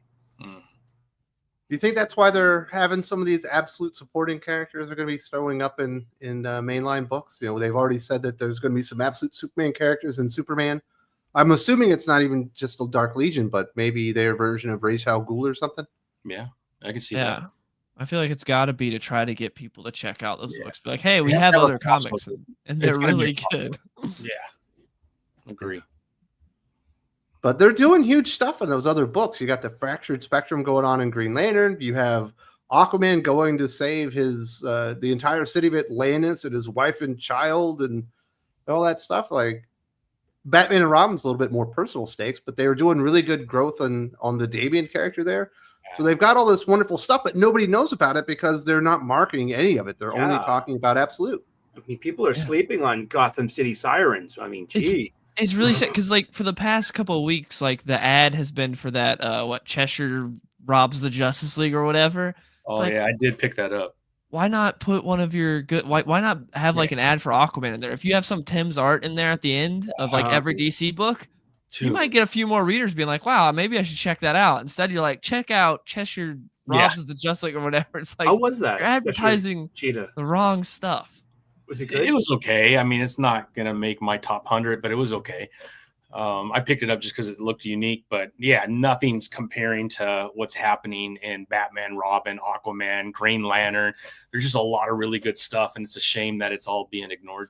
Yeah, Superman's building up to be huge. You got the Dark Superman Legion, which too, ties into there, but you got Time Trapper coming back. You had the return of Superboy Prime, I think, in the last issue. Dude, it's phenomenal. Joshua Williamson is killing it on that title. And you got Dan Mora on art, maybe their best artist. Yeah, you got Dan Mora, you got John Timms. I mean, you got some bangers on art. It's incredible. P. Ken Marion over on Green Lantern. Dude, he's ripping that up. Loving his stuff. So, Doc, you think we're all fools and we should have seen this coming? Yes. It doesn't matter how good the mainline books is because it's not the hot thing. Look, here's the thing that DC could theoretically do. All right. They can copy essentially what Marvel did in 2001 through 2000 through 2004, which is you build back your audience through your Absolute books. You don't give a fuck about what the sales are on your mainline books. You still actually try to sell them. I mean, you put the best creatives on there. And then you slowly start moving some of those creatives from the Absolute book over onto not the mainline version of the same character, but a different book. Because remember, Bendis was over on Ultimate Spider-Man, and he was killing it over there to the point where people were having the same discussions as we had earlier today. Will the Absolute Universe supplant the mainline? Blah, blah, blah. And then they moved him over and put him on Avengers, and they went in a whole new direction with Avengers. And it made it matter. Now, you're essentially going to turn your Absolute Universe into a sacrificial lamb in the end, because it's going to end up being this also ran line that's still sitting out there that you could just cut free at any point after you've done it. But you could use this interest in these books and in the Absolute Universe to try to draw readers to DC. But I still think that Marvel's already killed it. What they did with the Ultimate Universe is they brought in talents from smaller publishers that were ready to blow up, like your Bendis's and your Mark Millers and all those type of people, exactly. Jonathan Hickman's. DC didn't do that. They brought in Scott Snyder, who'd already had, probably the most successful Batman run in the last 20 years. They brought in Jason Aaron, a guy that had a 12-year run on Thor. I agree. It's not Kelly Thompson. It's Dennis Camp. It's Jeff Lemire, who's already done important stuff, with a big run on Green Arrow. Then you could try to do the reverse, which is now give new talent opportunities to try to hone some skill on your mainline universe until it's ready to supplant. Now, granted, there's nobody really coming into the industry that's any good these days, and there's nowhere to get them because the ones that are on those indie books also suck today, because there's no indie line that's actually doing groundbreaking stuff. Marvel got to just basically, steal the entire Wildstorm creative department to launch the Ultimate line. They just kept poaching talent from Wildstorm. There's no small or indie publisher that's doing that these days to poach talent from. So they're going to have to home grow some talent. Yeah. So it's almost like that ability there is not really there unless they want to put Dennis Camp on Batman, which I'm not a fan of that idea. No. Or Pornsack Pinchoti on Justice League, which I wouldn't be a supporter of that one either. Yeah, well, I mean, hey, look, they made the smart decision this time. Instead of taking all the people that couldn't get Marvel heroes right that they hired and stick them on DC right heroes to get them wrong, they at least stuck them on alternate reality versions where when they get them wrong, it doesn't matter because it's an alternate reality. Yeah. But eventually, this Absolute Universe maybe has like a 5-year shelf life. And I think if they keep after that, maybe expanding like Batman this, still's good. I think if they keep expanding like this, that shelf life drops down to 2 to 3. Well, if the Absolute Universe is made out of Darkseid, he's going to eventually need to reform his body and become a big bad again. So, I mean, there's only pretty much only one place this can go, Yeah. I guess. Well, And then- Scott Snyder said he's got over 3 years of stories for Absolute Batman written. Well, that doesn't mean that the sales can hold 3 years, especially at a line of 7, 10, 15 titles that most of which don't deserve their own title. Other than Batman and maybe Wonder Woman and Justice League, Superman, possibly. Do any of the rest of them have staying power? I don't think so. But I mean, hey, I'm just waiting until we get to the end and all of these absolute heroes just fucking Voltron themselves into actual Darkseid. Like they just all get sucked together like they're different cells in Darkseid's body. That's the Batman cell over there. But they need to have these absolute characters in DCKO, right, Dylan? Yeah, definitely. Try to get people to excited for it. To get the people, since that's your biggest book, you gotta get them in there and have people excited. Because that But if seems they had like Batman versus Absolute Batman, they would have to let Absolute Batman win. not necessarily, because then that might get more people to read mainline Batman when Fraction comes in. Mm-hmm. If you see him do some cool stuff, to Absolute Batman, who knows? I don't think anyone's going to like this Matt Fraction run. I don't know. I think it could be good. I think it could be fun. I've seen the first issue, and I think you were wrong. I haven't, so I have no idea. But it could be They're Art gonna good. sell a crap load of issue. Mad on Fraction. Shots fired. I don't know. That Iron Fist thing he did was pretty good. Yeah, the Iron He Fist had Brubaker was Brubaker. good. Wow. I know it's not popular around here, but I like his Hawkeye. Here, look, Brubaker and Fraction were also on X-Men together. Brubaker made it, I don't know, mediocre. The minute Brubaker left, it went to shit as well. The same way that Iron Fist went to shit as soon as Brubaker left. We know which one whenever they were teamed up, had the actual talent. And his Jimmy Olsen was fun. His Jimmy Olsen maxi series was fun. I love. So you think Casanova. Fraction's got it, dude? I don't know if he has it for Batman, because Batman seems way different than what he usually excels at.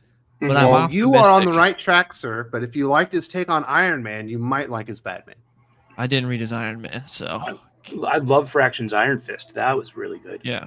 His Iron Yeah. Fist Brubaker was really good, but I did not read his Iron Man, so I have no idea on that. And his Casanova. I mean, that's his indie. I mean, I love that. I've been waiting, how long have we been waiting for new Casanova? Almost 7 years. But I liked his Iron Fist, I like his Hawkeye, I liked his Jimmy Olsen, so But I don't think he's going to be able to keep those Batman numbers up like Jim Lee is. oh yeah, definitely not with Jim Lee and Jeff Loeb coming back to do a sequel to a very popular Batman comic. Like that's definitely not. Even if you had a great writer on there, it wouldn't be able to. when you read it, you'll notice it's not a sequel or a follow-up to whatever Loeb and Jim Lee are doing. It's a follow-up to what Zdarsky was doing. Well, that's what I expected, because what Loeb and Lee are doing ignores every single Batman it's kind story of out of time. told since the first Hush. So I expected that. Yeah.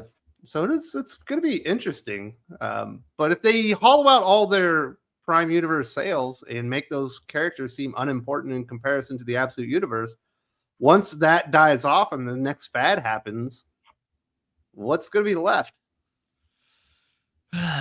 Who knows? That's hopefully it doesn't come to that. Hopefully, they can get people on these mainline books that are actually really good. Hopefully, people start realizing everybody that. should be reading Superman, Batman and Robin, Green Lantern, Aquaman at a minimum. Agree. Unfortunately, that's not happening. But so those are the DC Absolute Sales Catastrophe. We did have a few people chime in, and Kalichioki makes a great point. DC does not advertise well. Yep. Like we were talking about with what they choose to put in there. Like I remember they're advertising that to Facebook for a while in every comic, and it's like, why is this what you're choosing? Now it's Justice League Red. Yeah, it's like these are just the oddest comics to choose. Even for Superman, they were doing the Summer Superman Special #1. It's like you should have been advertising the Treasury Edition. That's the best Superman comic you put out this year. Why was that not being advertised for? That was pretty dope. Yeah, nobody even knew that was coming out. Yeah, that's what I'm saying. If you put one of those Bruno Redondo pages out there, you're telling me people wouldn't get hyped for that if you had a little preview for that?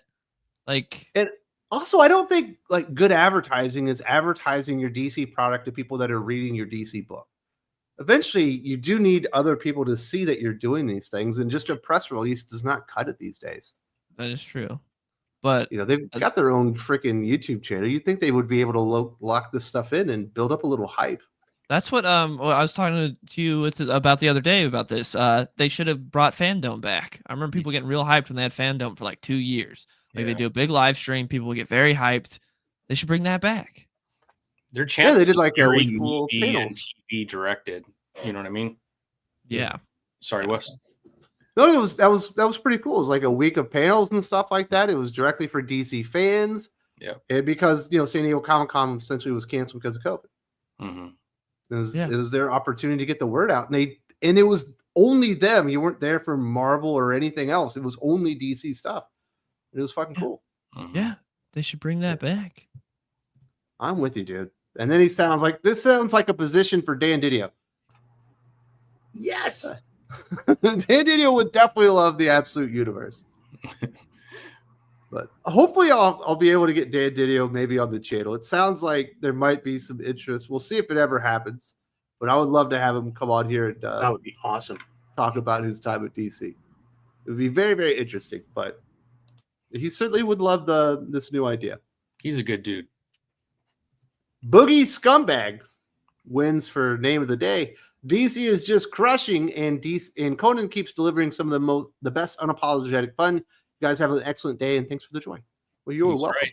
You're most welcome. Yeah. And DC did have a very, very good week. Even the stuff that I didn't include in like best of the week, for the most part, are good or good enough. Mm-hmm. And then I didn't get to read Conan this week. Did I miss out? Was it really good? I mean, it's good. I think it was part 3 of the current storyline that's going on. It was good. I enjoyed it.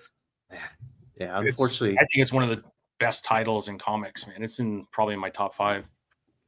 What's your top 5?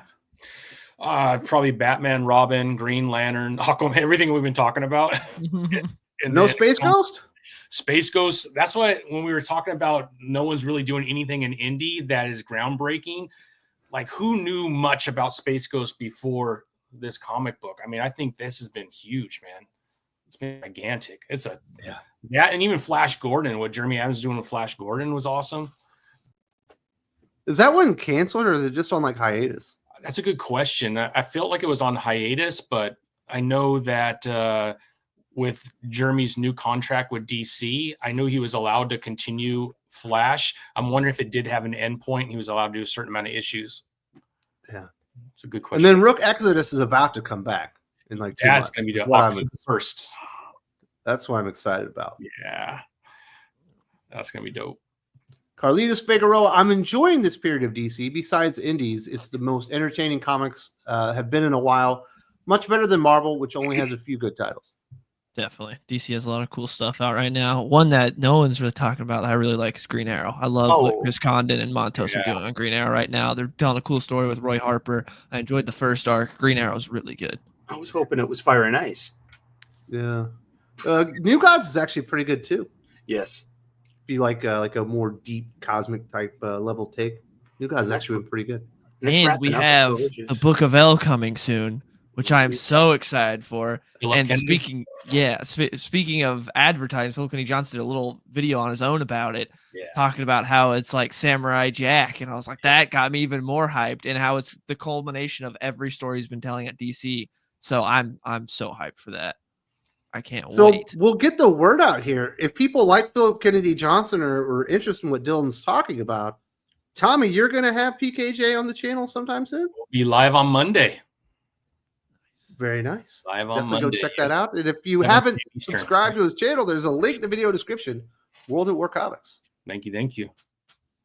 And it's definitely a pretty good time. You know, DC is got some good stable books. There's lots of great indie books. But it does suck, Sully, that there's almost nothing at Marvel that most people really like reading. Yeah, well, it's out there if you want to find it. No, not just Jeff. And remember, I met Jeff, a Jeff cosplayer. Give him a huge hug. That was wonderful. Shared that with you guys. But I mean, Ultimate Black Panther is really good. Philip Kennedy Johnson's Hulk is awesome, and we're getting a new. And that's where you hit the end of the list. And well, maybe for me, Incredible Hulk and Ultimate Wolverine. That's it for me as far as Marvel goes. Incredible Hulk's the only thing I have on my pull list. Red Hulk is really good. Eddie Brock Carnage is really good. Some of those, the One World Under Doom's, Here Comes the Bad Guy, that's been more entertaining than I thought it was going to be. But they do release a lot of garbage, like the X, like all the From the Ashes X titles. Oh gosh, what dreck, what clutter in your long boxes? It's so unnecessary. So, Dylan, did you see that Incredible Hulk is going to be rebooted to Infernal Hulk with PKJ and Nick Klein? Yes, I did. I'm excited for that. I'm hoping Nick Klein can stick on for more than once every 3 issues. That would be cool because he kills it when he's on there. It's just he feels like in a strange man. His covers are like next level. Dude, he's amazing, and every time there's a transformation, it's incredible. But he feels like an estranged family member at this point. They see like every other Thanksgiving. It's like, oh, he's back. I can't believe finally, and then he goes away very quickly. But he's great when he's on there. And PKJ said that this is like phase 2 of his Incredible Hulk storyline. Like he has it all planned out, and now we're getting to phase 2, and then phase 3 will be something else that he talked a little bit about. So it's really cool to see like how he plans everything out and how things come to fruition. So did you see that In-Hyuk Lee cover where he's like almost looks like it's kind of like more badass street level Hulk? I don't know if I saw that cover. For the new for the next for Infernal Hulk #1. I believe it's In-Hyuk Lee's. I think I just saw cover. Nick Klein's. I don't think I saw. But it's a different looking Hulk. It looks pretty cool, in my opinion. So very cool. I guess we should get to some comic book recommendations. You saw it, Tommy? Yeah, I got it right here. He looks purple almost, right? Yeah. Yeah, looks dope. Yeah, that was pretty good.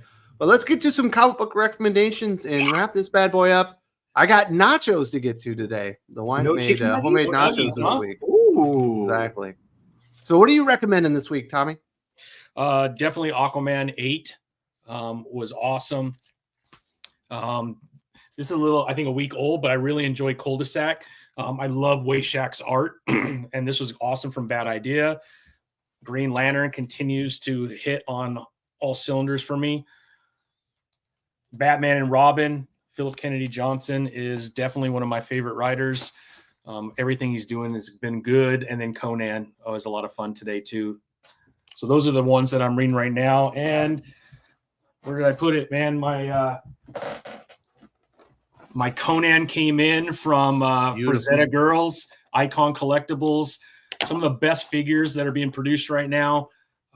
This is awesome. And then Conan the Barbarian, Titan Comics is doing a Robert De La Torre version of Conan, which will be coming out later this year. So if you like action figures and you want to get a couple of badass Conans, you have the Frazetta Girl ones, and you have the Titan Comics one, which is a figure based on Robert De La Torre.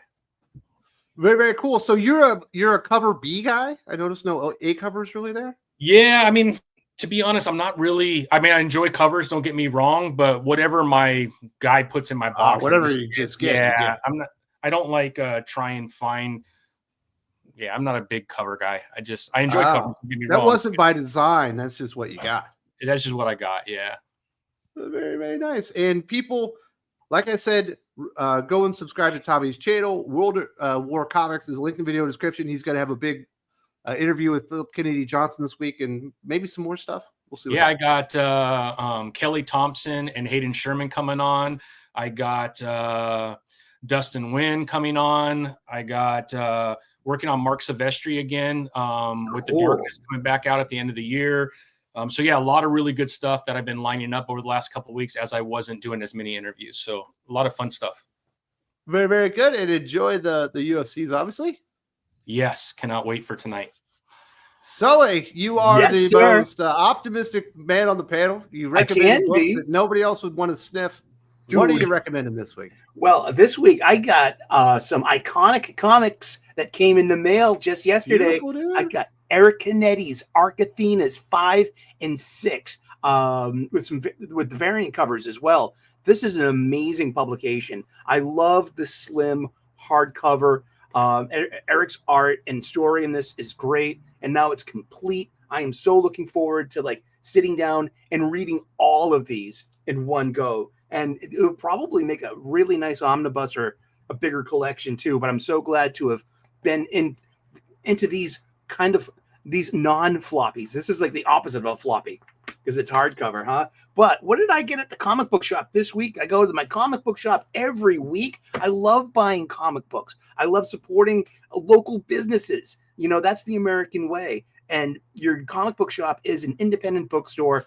Go to your comic book shop, spend your money there, and reward those titles with a little bit of, patronage. Disappointment this week. Spider-Man Wolverine 4, written by Mark Guggenheim, but we have a different artist. We got Gerardo Sandoval replacing Kare Andrews, and it's like I ordered a bone-in tomahawk ribeye, and you gave me a petite, fillet overcooked, and that's not what I wanted. I'm sorry, it's a little disappointing, and I'm not saying the art's bad. It's just not Kare Andrews, and that's why I'm tuning in. Aquaman number 8 for the win. This stuff's great. Support this title because, if we don't support this titles like this, they're going to go away. And it's just fun and great. You're right. The Bruce Timm art is great. Green Lantern Corps number 7. The whole Starbreaker Supremacy storyline. I'm loving it. It's great art. And I'm a huge Green Lantern fan. And the pick of the week is got to be Transformers 23. 100%. This is great. High octane greatness. Jorge Corona's ripping this up, and it's just the setup for this huge final battle between our antagonist and our protagonist. It's great. Like there's this scene like they're about to throw down Megatron and Prime, and it's show don't tell. That's what I love about this medium. Megatron takes off his arm cannon, and Prime puts down Carly and Spike, and because that's their power. You know what I mean? His power to destroy Megatron's and Prime's power of compassion and love, and there's something to it.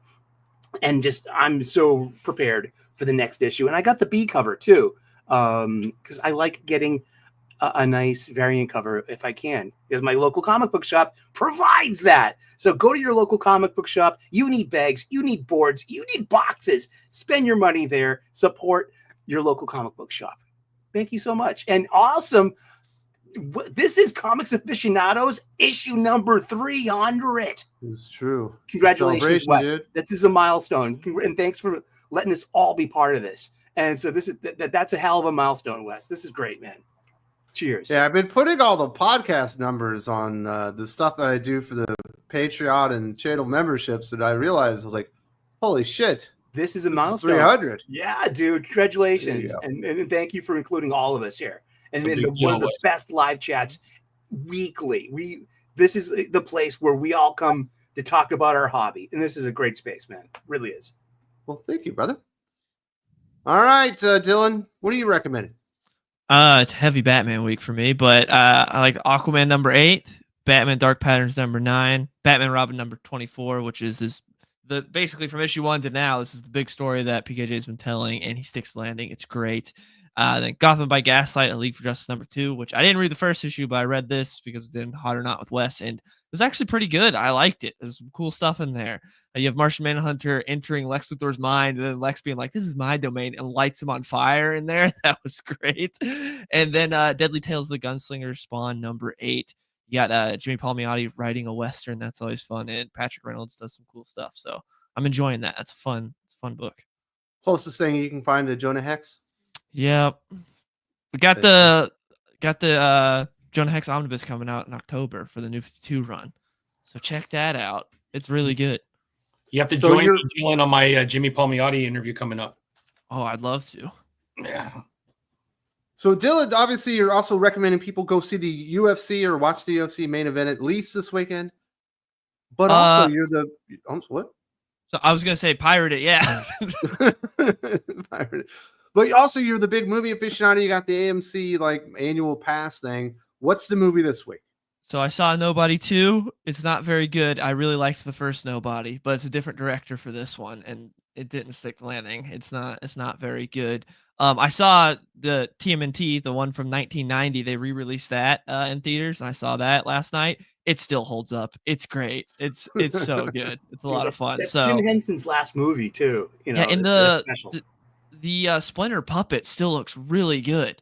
Like it looks really good still to this day. Like on the big screen, it looked great. So if that's playing near you, I'd say that. But otherwise, for new releases, Weapons came out last week. But go see Weapons if you haven't seen that. It's amazing. What's your big prediction on this next one? What's the next big movie? The next big movie. I thought you had to like buy them all or something. I do. I have them all on my app. Oh. I'm trying to think because like I get them all when they come out. Like I have notifications to be like, oh, tickets are on sale for this. Get it now, since you know you have to reserve seating now. So what do I have coming up? I have Eden coming up and Caught Stealing. So Eden is that's a new Jude Law movie, but that's like a smaller scale movie. That's next week. Hopefully that's good. And then I got Caught Stealing, which comes out at the end of the month. Caught Stealing looks good. I have no clue about Eden. Eden could be terrible, but Caught Stealing looks good. Very, very And then cool. also Batman 89 is being released in theaters. So And Sparrow obviously was supposed to be here, but something came up and he couldn't make it. So, keep him in your thoughts and prayers. Hopefully nothing bad's going on there. A couple other Thing Critical Comics Aficionados family members, Jim and Gabe have a few things going on right now. So if you keep them in their thoughts and prayers as well, we definitely appreciate that. Doc, are you going to recommend any funny books this week? I am going to recommend that people check out our review of Predator Kills Marvel Universe cosplayers on Monday when it comes out. But because it was actually the worst book I've read this week. It's the only book I read this week, but it was also terrible. But instead, because I don't really care about any of these new books, I haven't even gone to the comic shop in like 2 weeks. Instead, I'm going to recommend old stuff. And we're going to start with this one is fun. I don't know if any of you have ever read it. Hulk Thing Hard Knocks. It was done by Bruce Jones and with interiors and cover by Jay Lee. And this is just a great looking book.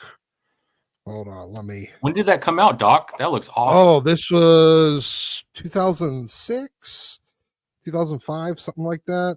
Hold on, let me just Feels like it was yesterday, but it was 20 years ago. I know, right? Was it a one shot? No, it was a 4-issue miniseries. Nice. Oh, nerds. Love it. Yeah. I'm just kind of grabbing random pages here. I have no idea what I'm opening to. But yeah, that Jay Lee art is fantastic. And let's see. And then we got the big cliffhanger page at the end. Holy shit, that looks like you, but green. I know, right? Weird. I was So- thinking that. But yeah, so I'm gonna recommend you go find this. You could probably find it for relatively cheap. I know that there was a trade of it too. So go check it out. And then we will go with X-Men. What is this? 6? Yes. It's the first Silver Age appearance of Namor. So yeah. The first mutant. But this is when they started all that. Like, they kind of started hinting that he was a mutant too, and all that stuff. But yeah, so there you go. Then this is a great cover. Oh yeah. The J. Scott Campbell, what is this? 605? 606. Uncanny ASM 606. Joe Kelly, Mike McCone with this great J. Scott Campbell cover. This is a couple issues after that one that everybody gets pissed off about with Mary Jane sitting on the couch. But there you go. And then finally, I love this cover. What is this? 346, I think. Yeah. ASM 346. This during the Larson era on ASM.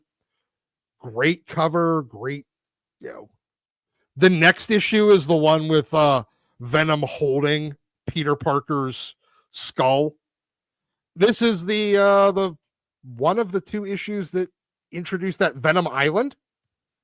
The one that they went back to during the weird Venom run right near the end leading up to King in Black. That apparently there's a bunch of symbiotes there now, even though it was just some random island. This is done by Mark Bagley. Yeah, the Bagley one. Mm-hmm. But this is the Eric Larson era. So there you go. Those are my recommendations. Well, very, very good. Hopefully everyone is having a fantastic weekend. And to celebrate our 300th episode of the Comics Aficionados, next week, it will be Comics Aficionados Beyond #1. We're rebooting, baby. We're going back to a #1 for bigger sales, I believe is what it is. So that'll be fun. I hope everyone has a fantastic weekend. And Sully is telling me to go screw myself. No way. Okay. I'm getting out of here.